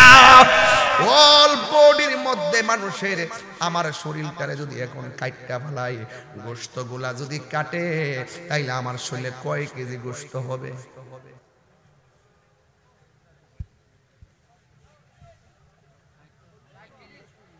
এক 40 মন। তোর মাথা নষ্ট এটা কি তার কইলে, এটা কি তার কথা না? 40 মন বলে পাগল না তুই, পাগল রে বেটা। হ্যাঁ 1.5 মন মানুষের শরীরে 1.5 মন গোশত পাওয়া যাবে। আর 1 মন হইতো না, সব মিলে 15 কেজি হইব। 8 দিনে না ওজন মানুষের বিহু গোশত আর কি তাহে 7 আর 8 হইতে সামরা সম্রাইতে কি তাকে আমার ওজন হইলো কত না 75 কেজি, 170 থেকে বেশি। আস্তে আস্তে সুদ করে বেশি হইব। এটা ঠিক আছে, এটা হারামের মধ্যে কোন আরাম আছে? হারামের মধ্যে আরাম আছে? দৌড়ম একটু পরে দিস কই যাই, আমি খালি ফাউন্ডেশনটা দিতাছি। আর এরা আজকে ওয়াজের মাহফিলে কমিটির ফুলাফানি কোনো তাল পাইতাছি না। আর আমার চাটা দিত না, আমি কি ওয়াজ কি সারা দিতে পারবো? আমার মনে হয় আপনার একটু আজকে কষ্ট হইতাছে নাকি? আগে ফাউন্ডেশন ঠিক করি। মারহাবা কোন যদ্দুর ওয়াজ করছি মোটামুটি খারাপ করি নাই, কিন্তু প্রত্যেকটা ওয়াজ বাড়িতে নেওয়ার মতো। কথা কোন ঠিক না বেটে? কেউ বাজান ঠিক আছে নিও? আমি বলছিলাম শরীর কাটলে কয় কেজি গোশত পাবেন? 140 মন। তো মাথা নষ্ট পুরা, সব মিলায় 20-22 কেজি হবে, অথবা 5 কেজি 10 কেজি হবে। বেশি ওজন হবে না রে বাবা। এই অল বডির এক কাইটটা এখানের মধ্যে রাইখা দিলাম, কিন্তু আমার নবী আপনার নবী বলেছেন অল বডির ভিতরে গোশত আছে, এই গোশতের ভিতরে আরেকটা গোশতের টুকরা আছে।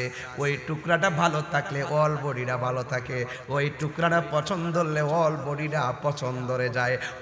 ওই গোশতের টুকরাটার নাম হলো ওয়াহিয়াল কালব, ওই টুকরাটার নাম হলো কলব। এই কলবটা শরীর কাটলে কলব খুঁজে পাওয়া যাবে না, শরীর কাটলে রুহু খুঁজে পাওয়া যাবে না।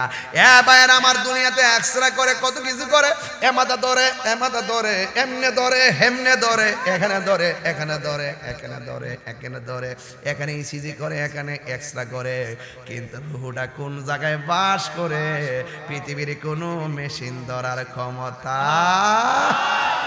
ইয়াসআলুনাকা আনির রূহ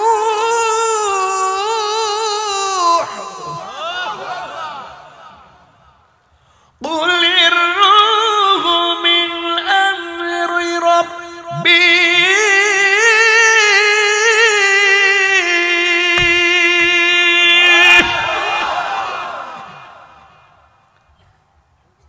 অল বডিটা পরীক্ষা করলে রুহুটা পাইব নি, কলবটা দেখব নি।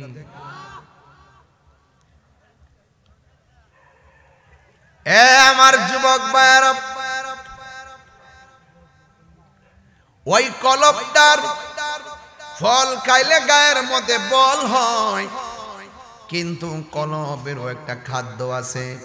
ওই খাদ্যটা হলো গিজাউল কালবে যিকরুল্লাহ। ওই কলবের খাদ্য হলো আমার আল্লাহ পাকের জিকির। জুড়ে বলুন সুবহানাল্লাহ। বান্দা যখন একটা গুনাহ করে ওই কলবের মধ্যে একটা কালো দাগ পড়ে, 2টা গুনাহ করলে 2টা কালো দাগ পড়ে যায়। আর বান্দার এই দাগগুলো পরিষ্কার করার কোনো মেডিসিন নাই, একটা মাত্র মেডিসিন, সেটা হলো আমার আল্লাহ পাকের জিকির। জুড়ে কোন সুবহানাল্লাহ। গাফুরুর রহিম নাম তোমার আল্লাহ, ও আল্লাহ গো আল্লাহ। গাফুরুর রহিম আল্লাহ, মাশাআল্লাহ। বন্ধু নাই রে, বান্ধব নাই রে, যে জাগা কন্যা আল্লাহ। আও দিলটা নরম করে কন্যা আল্লাহ। আরে বন্ধু নাই রে, বান্ধব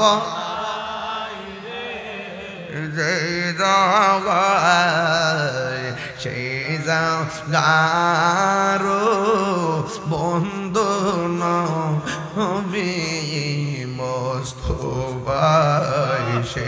জাগার বন্ধু নবী মুস্তাফা হে আব্বা আম্মা যারো শুইছে কবরে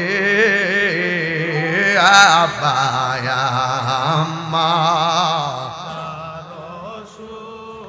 সে মামত কবরে মাফ করে দাও নবীর খাতিরে একটা জবান বন্ধ রাখবেন না শরীরটারে আলিফের মতো সোজা করে বসে যান একটা মাথা লড়াবেন না শুধুমাত্র কলবটারে জিন্দা বানায় বসে যান বন্ধুরে ও হবিগঞ্জের বাবা আমার নবী আপনার নবী বলেছেন যারা আল্লাহকে ভয় করবে তার চোখের মধ্যে আমার আল্লাহ একটা রহমতের নূর দান করবে এই নূরের দ্বারা বসে থাকবে পাইকপাড়া চোখের মাঝে বেশে উঠবে সোনার মদিনা হায় রে ও আমার হবিগঞ্জের বাবা জবানটা খুলে বলো নবী দেখতে চাই কি চায় না আমার নবী আপনার নবী বলেন যার অন্তরে আল্লাহর ভয় থাকবে সে বসে থাকবে মদিনাতে বসে থাকবে গ্রামে চোখের মধ্যে নূর দিয়ে দিবে ইমাম আহমদ ইবনে হাম্বল রাহমাতুল্লাহ আলাইহি বলেন ওনার ছেলে রুটি বানালো রুটি বানাইয়া সামনে দিয়া দিছে আর এই দিক দিয়া ইমাম আহমদ ইবনে হাম্বল বললেন রুটি যে বানাইবা ঘরের মধ্যে তো খামির ছিল না ঘরের মধ্যে তো খামির ছিল না তুমি কোথায় থেকে খামির এনেছো ডাক দিয়া বলে ওই যে হযরত সালিহ ইবনে মাহমুদের ঘর থেকে এনেছি যখন এই কথাটা বললো বলার পরে ডাক দিয়ে সে তো কাজীগিরি করে কাজী মানে হলো বিচারক সমাজের মধ্যে দেন দরবার করে সর্দার আছে না নাই সব সর্দার কিন্তু সমান না কিছু কিছু সর্দার আছে চোখটিপ দিয়া টাকা খাইয়া সর্দারি করে কথা কন্যা ঠিক না বেঠি আবার কিছু কিছু মোল্লারা আছে দেখবেন টাকা খাইয়া ফতুয়া ঘুরাইলা কিছু কিছু মৌলবী আছে ডলার খাইয়া কালার হল্লাইলা কিছু কিছু মৌলবী আছে সময়ে হক কথা কয় না সিয়ারের লাগিয়া কথা গন্তি কয়েক মাস আগে সুদের ওয়াজ কেমন আছিল হন নাই তাহিরি আগে যেমন এখন তেমন সুদ করে দুই গালে জুতা মারো তালে তালে কথা কন ঠিক না রে একটু আস্তে আস্তে বেশি আওয়াজ করেন আমার ডর করে যুবক ভাইরা আমার এই সুদ খাওয়া আমার নবী আপনার নবী বল এই ইমাম আহমদ ইবনে হাম্বল বলতেছেন তুমি যে খামিরাটা আনলা সে তো কাজীগিরি করে কাজী মানে হলো বিচারক বিচারক আজকে সমাজের ভিতরে বড় লোকরা টাকা দিয়া বিচার ঘুরাইয়ালা গরিবে সমাজে বিচার থেকে বঞ্চিত কথা বলেন ঠিক না বেবি আমার নবী আপনার নবী বলছেন হাসরের ময়দানে 7 প্রকারের মানুষ রে আমার আল্লাহ আর সে আজিমের নিচে ছায়া দিবে এর মধ্যে এক প্রকার হলো যারা আদেল ন্যায় বিচারক যারা আদেল ন্যায় বিচারক এই জন্য সব কাজী জান্নাতে যাবে না কিছু কাজী জাহান্নামের মধ্যে যাবে কাজীগিরির মধ্যে বেজাল আছে না নাই শতকরা 92 না 99 ভাগই বেজাল কথা কোন ঠিক কিনা হাই রে ওই কাজীগিরি করে এবার ইমাম আহমদ ইবনে হাম্বল রাহমাতুল্লাহি আলাইহি বলেন সে তো কাজীগিরি করে কারণ তার টাকার মধ্যে হালাল হারামের অনেক সন্দেহ আছে কেমনে তুমি আমার লাগে তার খামির দিয়া রুটি বানাইলা এই রুটি আমি খাবো দৈন্তার নআকার এবার কয় কি করব কয় রুটিগুলা ঘরের মধ্যে রাইখা দাও কোনো ভিক্ষুক যদি বাড়ির মধ্যে আসে আমার কথা বলবা যে আমি কোন কারণে রুটি খাই নাই যদি ভিক্ষুকে শোনার পরেও খায় তাহলে তারে দিয়া দিবা আর না হয় তুমি এটা রেখে দাও এবার আহমদ ইবনে হাম্বল রাহমাতুল্লাহি আলাইহি এই রুটিগুলা দিয়া তিনি চলে গেছে 1 মাস পর্যন্ত রুটিগুলা ঘরের দরজায় রাখছে একটা ভিক্ষুক ঘরের দরজার মধ্যে আসে নাই শেষ পর্যন্ত রুটিগুলো পচে গেছে এবার ঘরওয়ালা রুটিগুলো নিয়ে পুকুরের মধ্যে ফালাইয়া দিছি যে এইমাত্র নদীর মধ্যে ফালাইয়া দিছি এই মুহূর্তে 1 মাস পরে জিজ্ঞাসা করা হলো বালক রুটিগুলা কি করেছো যেই মাত্র বলছে 1 মাস পর্যন্ত রুটিগুলো ঘরে রাখছি কিন্তু রুটিগুলো পচে গেছে এই রুটিগুলো দেওয়ার মতো কোনো ভিক্ষুক পাই নাই, শেষ পর্যন্ত এই রুটিগুলো নদীর মধ্যে নিয়ে ফেলে দিয়েছি। আহমদ ইবনে হাম্বল বলেন, তুমি তো রুটিগুলো পানিতে ফেললে না। আজ সেদিন থেকে ইমাম আহমদ ইবনে হাম্বল মনে মনে কয়, না জানে রুটিগুলা কোন মাছে খাইছে, সেই মাছ আমি কেমনে খাবো। আল্লাহকে ভয় এমন ভাবে করতেন, সেদিন থেকে ইমাম আহমদ ইবনে হাম্বল একদিনও তিনি মাছ খাই নাই। এটার নাম হলো তাকওয়া। আল্লাহর জন্য সব ছেড়ে দিবে, কথা বলেন ঠিক কিনা? আল্লাহর জন্য সব ছেড়ে দিবে। আরে তাকওয়া কেমনে? হবিগঞ্জ বাজার গেলে ফলের বাজার দুই কাছে গেলে তাকওয়ার অভাব নাই। হবিগঞ্জের ফলের বাজার, ফল মন্ডিতে গিয়ে দেখবেন মুত্তাকির অভাব নাই। যদি বলেন যে 1 কেজি আপেল দাও, দেখবেন 1 কেজি আপেল যে ঠুঙ্গার মধ্যে ঢুকাইব, ঠুঙ্গার ওজন 150 গ্রাম।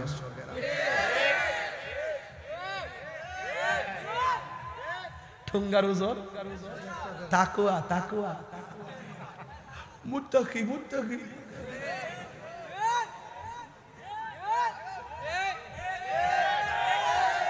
যদি সে মুত্তাকি হতো, আলাদা পালার মধ্যে মাইপা দেওয়ার পর ঠুঙ্গার মধ্যে ঢুকায়া একুরেট মাপ দিয়ে ঢুকায়া দিত, কোনোদিন ওই ঠুঙ্গার ওজন দিয়া আপেল ওজন করে দিত না। হাত করে বলেন ঠিক কি না বলেন? তাকবীর, নারে রিসালাত, আহলে সুন্নাত ওয়াল জামাত। পরে জায়গা পরে রে জমিন, কইতাম নি বাজার, আমার তো বাজার ঢেউটা জায়গা, আমি পারি না তোর সুযোগ হয়ে চলতাম। এটা ভালো করে কোন কি উনি কে? ওই যে ওই লোকটা কই যায়? ওই যে আইবেন নি, আইবেন নি? ও আইবা, আইবা সবাই কোন। পরের জায়গা পরের জমিন। আমার যুবক ফুলামান্ডিকে একটু দিয়ে, যুবক ফুলামান্ডি আসেনি না? আচ্ছা, হাত না, হাত না, মানুষ লোক লাগাইব। সবাই বলেন, পরের জায়গা পরের জমিন, ঘর বানায় আমি রয়, আমি তো সে ঘর। ওই মুরবি বাবা, ওই বাজান, মুরবি বাজান, চেয়ারও যারা বইছেন আসেননিও, কইতাম নি, কইতাম নি বাজান, চলবো নি, এটা চলবো নি বাজান, একটু মন খুললে খুললে কোন। পরের জায়গা পরের জমিন, ঘর বানায় আমি রই, আমি তো সেই ঘরের মালিক নয়। বলো, পরের জায়গা পরের জমিন, আমি তো সে ঘরের মালিক নয়। সেই ঘরখানা যার জমিদারি, আমি পাই না তাহার হুকুম জারি। সে ঘরখানা যার, আমি পাই না তাহার হুকুম জারি।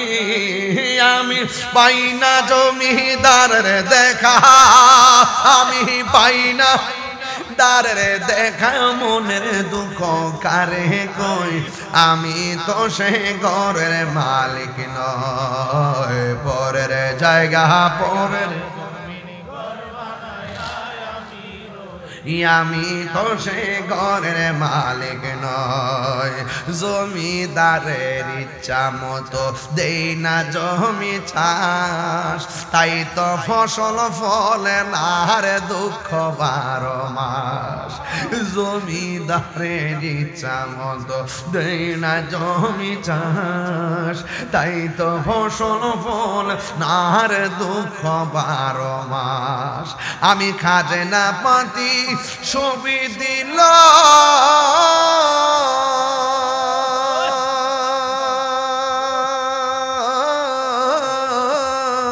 আমি খাজনা পাতি ছবি দিলাম, তবু জমিন আমার হয় যে নিলাম। আমি চলি যে তার মন জোগায়া, আমি চলি যে তার মন তাকিলা মিলে না সয়। আমি তো সেই ঘরের মালিক নয়। পরের জায়গা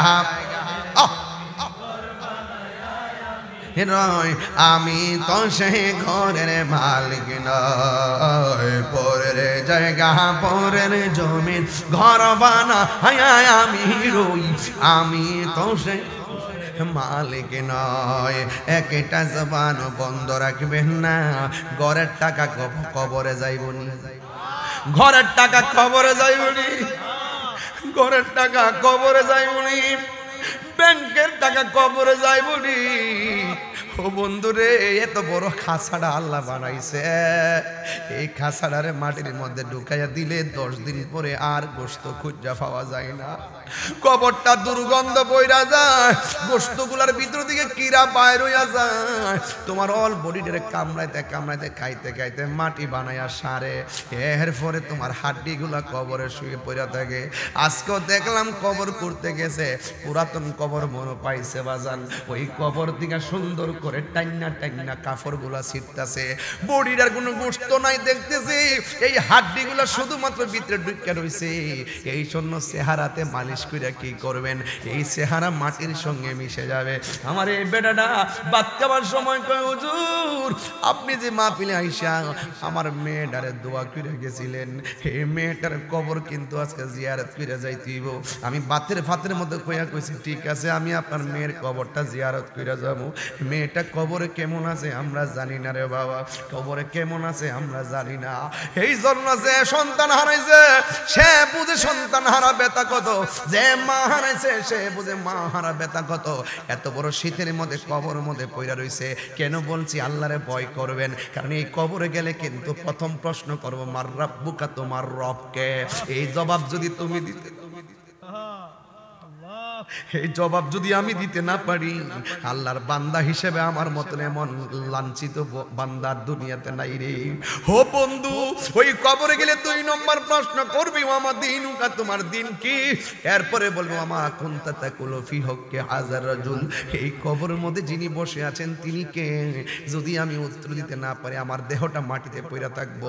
3টা উত্তর দিতে না পারলে দেহের ভিতরে মাটির মধ্যে পড়ে থাকবে, দেহটা মাটির মধ্যে নিথর দেহ পড়ে থাকবে, কাফনটা শক্ত হইয়া থাকবে। বাঁশ পচার আগে তোমার লাশ পচে যাবে।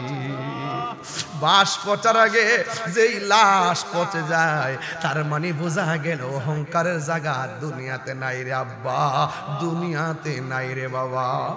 ও বন্ধু, 3টা কাপড় দিয়া কেন পুরুষের বাইন্ডিং করে আর 5টা কাপড় দিয়া কেন মহিলারে বাইন্ডিং করে? এই ওয়াজের ব্যাখ্যা দিয়ে কোনো মৌলবীরা কয় না। তাহিরি আসল কথা কয়া দে, লাল কাপড়, নীল কাপড়, হলুদ কাপড় থাকতে সাদা কাফন দিয়া কেন তোমার দাফন করে? এই কথা দিয়ে কোনো মৌলবীরা কয় না। হাই রে ও আমার যুবক ভাই, নিঃশ্বাসের কোনো বিশ্বাস, মার আগে সন্তান মারা যায়। এই যে বেটাটা তার মেয়েটার হারাইছে, মেয়ের বয়সটা কত? আল্লাহ যে মনে দিছে, কত বছর ছিল? 18 বছরের মেয়েটা দুনিয়া থেকে চলে গেছে। আরে সন্তান কালা হোক, লম্বা হোক, বাটি হোক, আতর হোক, লুলা হোক, বোবা হোক, সন্তান বাপ মার কাছে রাজকন্যা। কথা কোন ঠিক কিনা? বন্ধু, এই শীতের মধ্যে মানুষগুলো পাইকপাড়া গুরুস্থানে কেমনে পড়ে আছে। আমরা বিদেশ বিরাজ্যের খবর নিলাম, কিন্তু কবরের খবর আমরা নিতে পারলাম না রে বাবা, খবরের খবর আমরা নিতে পারলাম না। একদিন মাটির ভিতরে হবে গরে মন আমার, কেন বন্ধ দালান গো?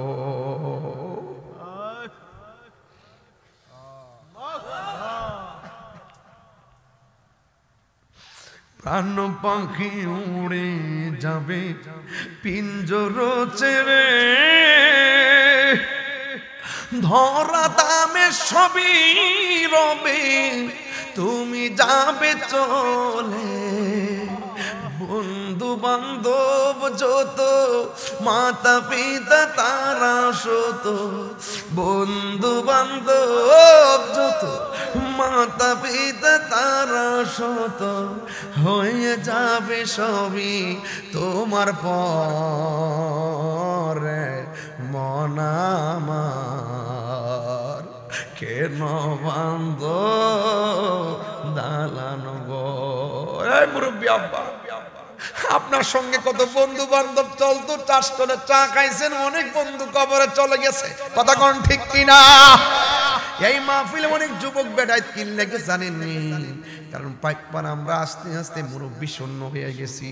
দাদা চলে গেছে সিরিয়ালে, বাপটা চলে গেছে, পোলাপানদের কাছে সমাজ এসেছে, এই জন্য কন্ট্রোল করার মেমোরি পোলাপানদের নাই।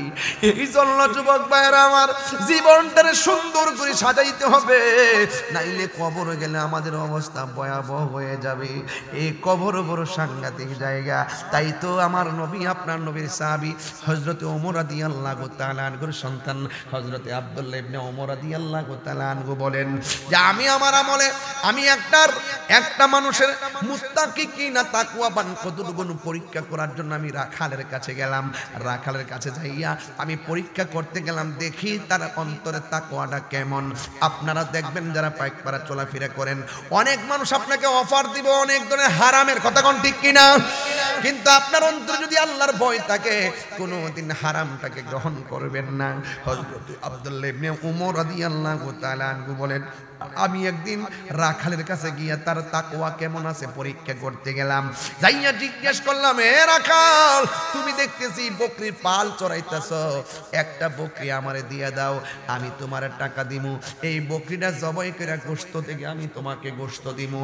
এবার রাখাল ডাক দিয়া কয়, এই আব্দুল্লাহ, আমি তো রাখালগিরি করি, আমি শুধুমাত্র বেড়াগুলা রাখি, কিন্তু বকরিগুলা রাখি, কিন্তু এই বকরির আমার একটা মালিক আছে, এই মালিকের না জিজ্ঞেস করে আমি আপনাকে দিতে পারবো না।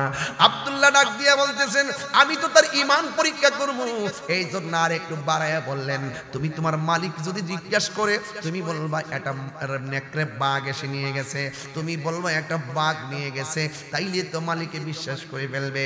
রাখাল ডাক দিয়া বলেন, আমি আমার মালিকের এত বিশ্বস্ত, আমি যদি বলি একটা কেন 10টা বকরি ভাগে খাইয়া ফেলাইছে, এরপরে আমার মনি বেড়ে বললে তিনি বিশ্বাস করবেন। হে আব্দুল্লাহ, আপনি যে আমার বলতেছেন আপনাকে দেওয়ার জন্য আমি দেই নাই, আপনি বলছেন জঙ্গলার বাঘে খেয়ে ফেলছে মালিকরে বলার জন্য, হ্যাঁ আমি বলতে পারবো, বললে আমি দুনিয়ার মালিকেরে বুঝাইতে পারবো, উপরে যে একজন আছে আমি তারে কেমন করে বোঝাবো। আল্লাহু আকবার বলেন না। প্রেমের আগুন জ্বলে দ্বিগুণ রে দয়াল, জল দিলে নিবে না। হায় রে, এই পৃথিবীর সত্যিকার মানুষ যারা, তারা কোনোদিন টাকার কাছে ঈমান বিক্রি করে না, কথা বলেন ঠিক কিনা? আরে সুহাদায়ে কারবালা ইমাম হুসাইন ওই কারবালার জমিনে মরুভূমির বালুর মধ্যে গলার মধ্যে ছুরি চালাইয়া দিছে, এরপরেও বাতিলের কাছে মাথা নত করে নাই, কথা বলেন না বাজান ঠিক কিনা? আল্লাহু আকবার কোন, আর আল্লাহু আকবার কোন। তুমি জীবন তুমি মরণ, ওই মাশাআল্লাহ, তুমি জীবন তুমি মরণ, আধার ঘরে তুমি আপন, তুমি জীবন তুমি মরণ, আধার ঘরে তুমি আপন, তুমি মোদের পায়ে তরি, তুমি মোদের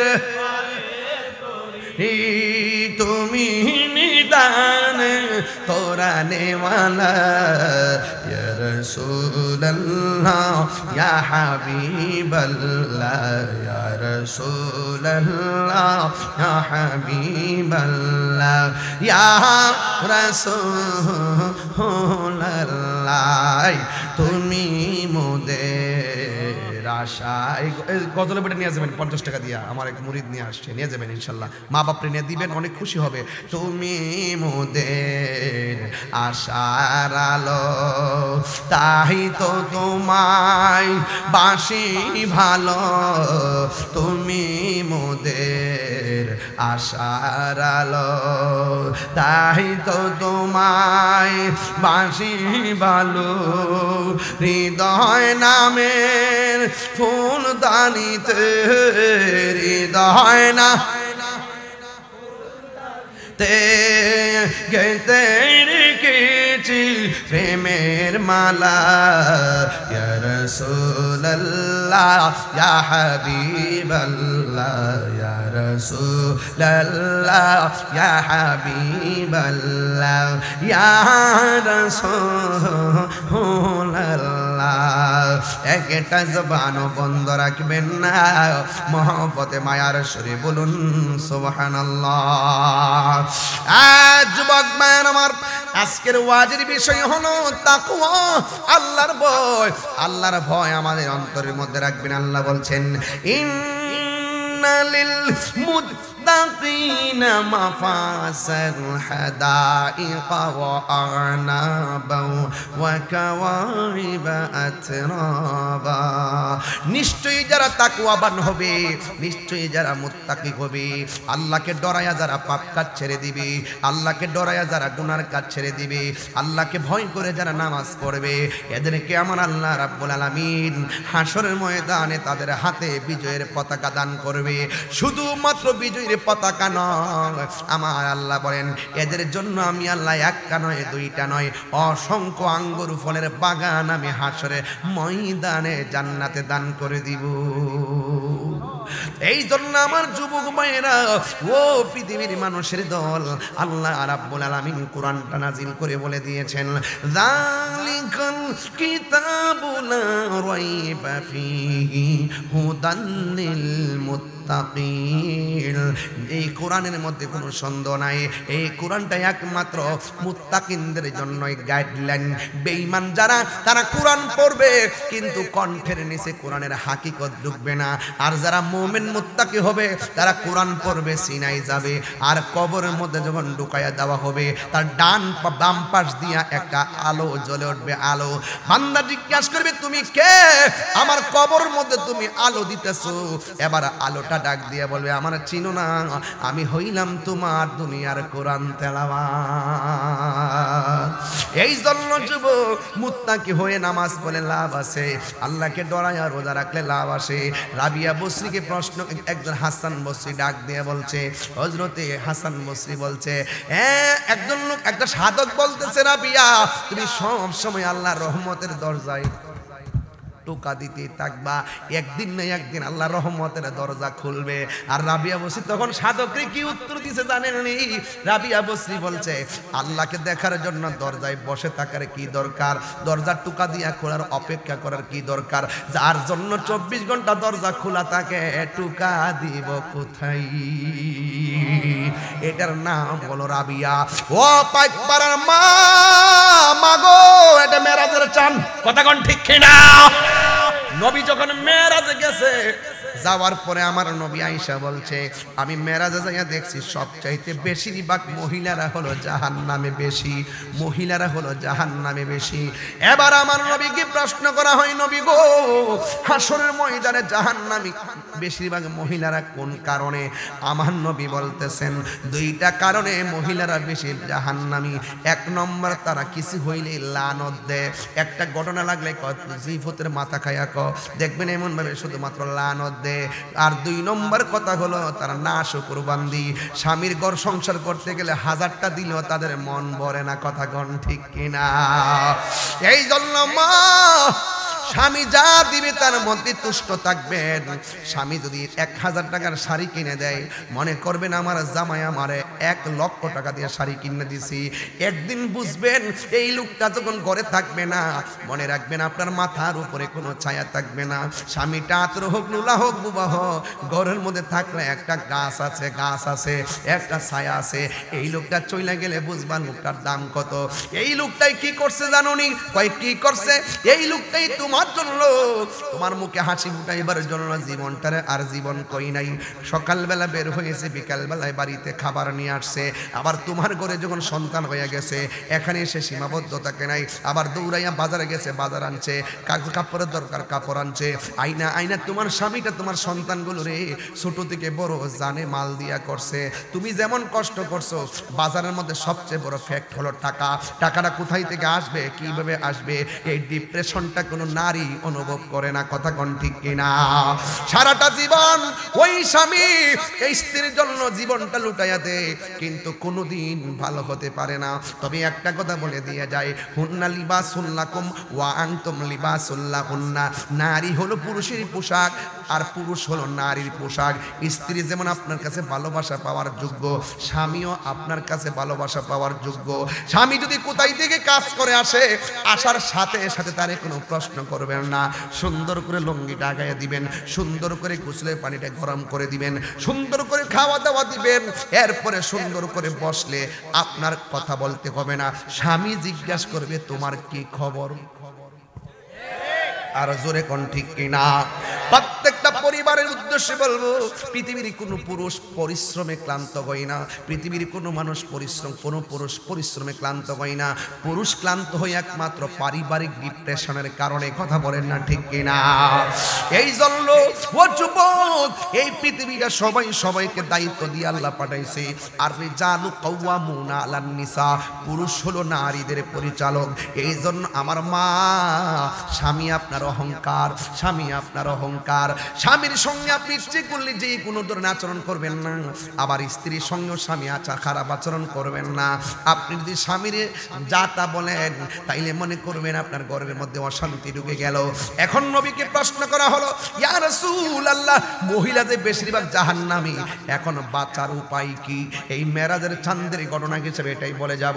আমার নবী, আপনার নবী ডাক দিয়া বলেন, নারীরা যদি জাহান্নামের আগুন থেকে বাঁচতে হয়, একটা কাজ বেশি বেশি করতে হবে। জিজ্ঞাসা করা হলো কি কাজ? আমার নবী ডাক দিয়া বলে, গো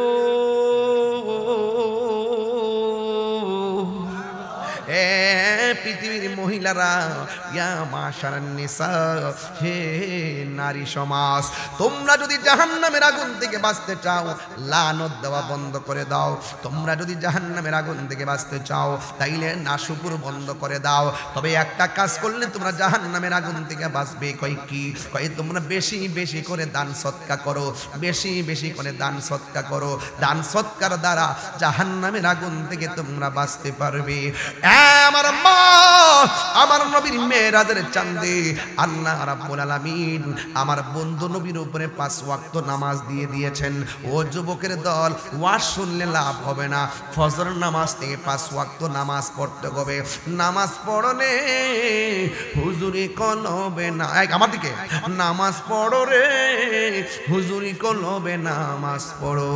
যেই নামাজে নবী নাই রে, সেই নামাজ কেউ পড়ো না রে।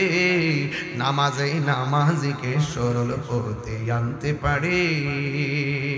ও তোর পিছে পিছে ঘুরছে সমন, পিছে পিছে ঘুরছে সমন, কোন দিন জানি তোর হবে সমন জারি। দেখ না মন ঝাঁক মারিয়ে দুনিয়াদারি, দেখ না মন ঝাঁক মারিয়ে দুনিয়াদারি। ভাই বন্ধু আর আপন জনা, সঙ্গে তোমার কেউ যাবে না, ঠিক না? ও তুমি আইসো একা, যাইবা একা, আইসো একা, সঙ্গে তোমার কেউ যাবে না। দেখ না মন ঝাঁক মারিয়ে দুনিয়াদারি, দেখ না মন ঝাঁক মারিয়ে দুনিয়াদারি। জোরে জোরে কি আল্লাহু আকবার বলা যাবে না? যুবক, যুবক, ওয়াজ কিন্তু করে ফেলছি। একটা কথা, বই করব একজনকে, তিনি কে? মহব্বত করব জীবনের চাইতে বেশি আমার নবীকে। কথা বলেন না কেন? আর ওলি আল্লাহর দরবারে যাইলে কি গুনাহ হবে? ওসিলা ধরা জায়েজ আছে না নাই? পায়ে হাত রেখে বইলা দিয়া যাব, একটা জিনিস করবেন আর একটা ছাড়বেন। 1 নম্বর নেশা ছেড়ে দিবেন। রাজি আসেননি? এই রাজি আসেননি? 2 নম্বর নামাজ 5 ওয়াক্ত পড়বেন। আবার জবানটা কইলা সবাই মিল্লা জিলা কোন আমরা ভয় করব একজনকে, তিনি কে? আর বড় করে তিনি কে? আমার সঙ্গে হাত তুলেন একটা স্লোগান লন বিসমিল্লাহ কইরা, নারে তাকবীর। এই সাইড আওয়াজ কম হইছে, সবাই সোজা করেন, একটু জিকির হবে না ইনশাআল্লাহ। এজন্য ওয়াজটা আমি গোছাই লইছি, বলেন নারে তাকবীর, নারে রিসালাত, আহলুস সুন্নাত ওয়াল জামাত, কোরআন সুন্নাহর আলো, মিলাদ কিয়ামের আলো। তুমি কে আমি কে, সুন্নি সুন্নি, তুমি কে আমি কে। ঠিক আছে, সুন্নি হয়ে লড়ব, সুন্নি হয়ে মরব, বাতিলের কাছে মাথা নত করব না, লাল চক্ষুকে ভয় পাবো না, এবং এই দেশটাকে সুন্দর করে গড়ব এবং নবীর প্রেম নিয়ে মরব। ঠিক কিনা বলেন? সবাই কি রাজি আছেন ইনশাআল্লাহ?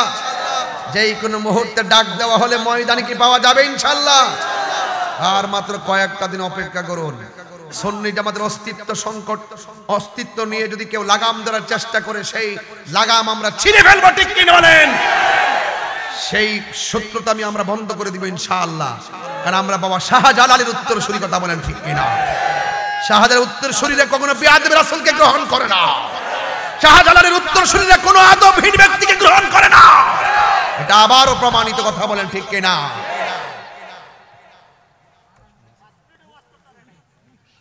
আরে আমার বিরুদ্ধে আপনি কথা বলেন, সমস্যা নাই। আমার নবীর বিরুদ্ধে যদি আপনি কথা বলেন, আমরা কি ছেড়ে দিব? আমরা কি ছেড়ে দিব? এই বাংলাদেশ আউলিয়া কেরামের বাংলাদেশ, ঠিক কিনা বলেন?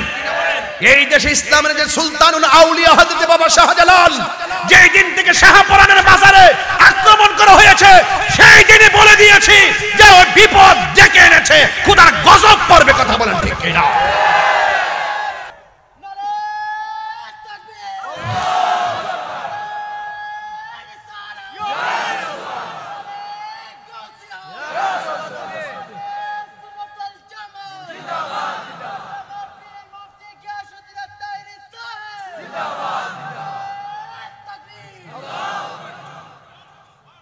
রাজি আছেন সবাই? আর রাজি আছেন সবাই? আমরা দেশ নিয়ে যদি কোনো দেশি বিদেশি কোনো ষড়যন্ত্র হয়, এটা যেমন বরদাস্ত করব না, ইসলামকে নিয়ে যদি কেউ ছিনিমিনি খেলে, সেটাও বরদাস্ত করব না। এই দেশে আব্দুল ওয়াহাব নজরুল এজেন্ডা বাস্তবায়ন করতে দেওয়া হবে না। কথা বলেন ঠিক কিনা বলেন? মুক্তিযুদ্ধের রণাঙ্গনে মৃত্যুর মিছিলে দাঁড়িয়ে রক্ত দিয়ে লেখা স্বাধীন সার্বভৌম স্বাধীন দেশ প্রিয় বাংলাদেশ, এই দেশের ইঞ্চি ইঞ্চি মাটি নিয়ে ষড়যন্ত্র করলে আমরা যেমন বরদাস্ত করব না।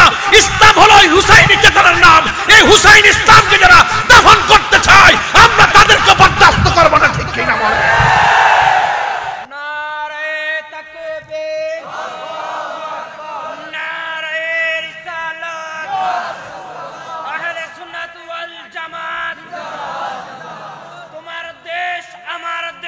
বাংলাদেশ বাংলাদেশ, আলহামদুলিল্লাহ বলেন। যুবক ভাইয়েরা আমার, এই বক্তব্য আজ দেই না, এই বক্তব্য একদিন দিব সোহরাওয়ার্দী উদ্যানে। এই বক্তব্য সেদিন দিয়ে এসেছি লালদিঘির ময়দানে। এই বক্তব্য দিব ইনশাআল্লাহ উন্মুক্ত খোলা আকাশের নিচে। সেদিন দেখবেন ইনশাআল্লাহ সুন্নিয়তের বিজয় মিছিলে পতাকা উঠতেছে ইনশাআল্লাহ। সেই দিন বেশি দূরে নয়, অপশক্তি সব হেরে যাবে, সত্যের বিজয় হবে। ঠিক কিনা বলেন? আজকে থেকে ওয়াদা করেন, সুন্নিরা মিলেমিশে থাকবেন। যে যেই পীরের মুরিদ হন না কেন, আপনি এক পীরের মুরিদ, আরেকজন আরেক পীরের মুরিদ, যার যার খানকায় থাকেন, অসুবিধা নাই। যখন দেখবো বাতিলরা আমাদের বিরুদ্ধে, কোন দরবারের বিরুদ্ধে আঙ্গুল তুলছে, সকলে মিলেমিশে সেই আঙ্গুল ভেঙে দিব। রাজি আছেন কিনা বলেন? শুধু পারি না আপনাদের কারণে, আপনারা কোনো না কোনো দিক থেকে ঢুকে যান গা। এক থাকেন সুন্নিরা আগে এখন, এরপরে আমরা বিবেচনা করব কোন দিকে যাব। আগে এখন, এরপরে ওয়াজে যেভাবে আসেন মাঠে ডাক দিলে তো পাওয়া যায় না, সমস্যাটা এখানে। মাঠে ডাক দিলে কাউকে পাওয়া যায় না। আজকে তাহিরের উপরে বিপদ, কালকে আরেকজনের উপর আসবে। আমার উপরে ভাগ্য ভালো যে আমাকে ধরছে, এই ধরাটা যে আরেকজনকে ধরে তখন বুঝবে বাংলাদেশের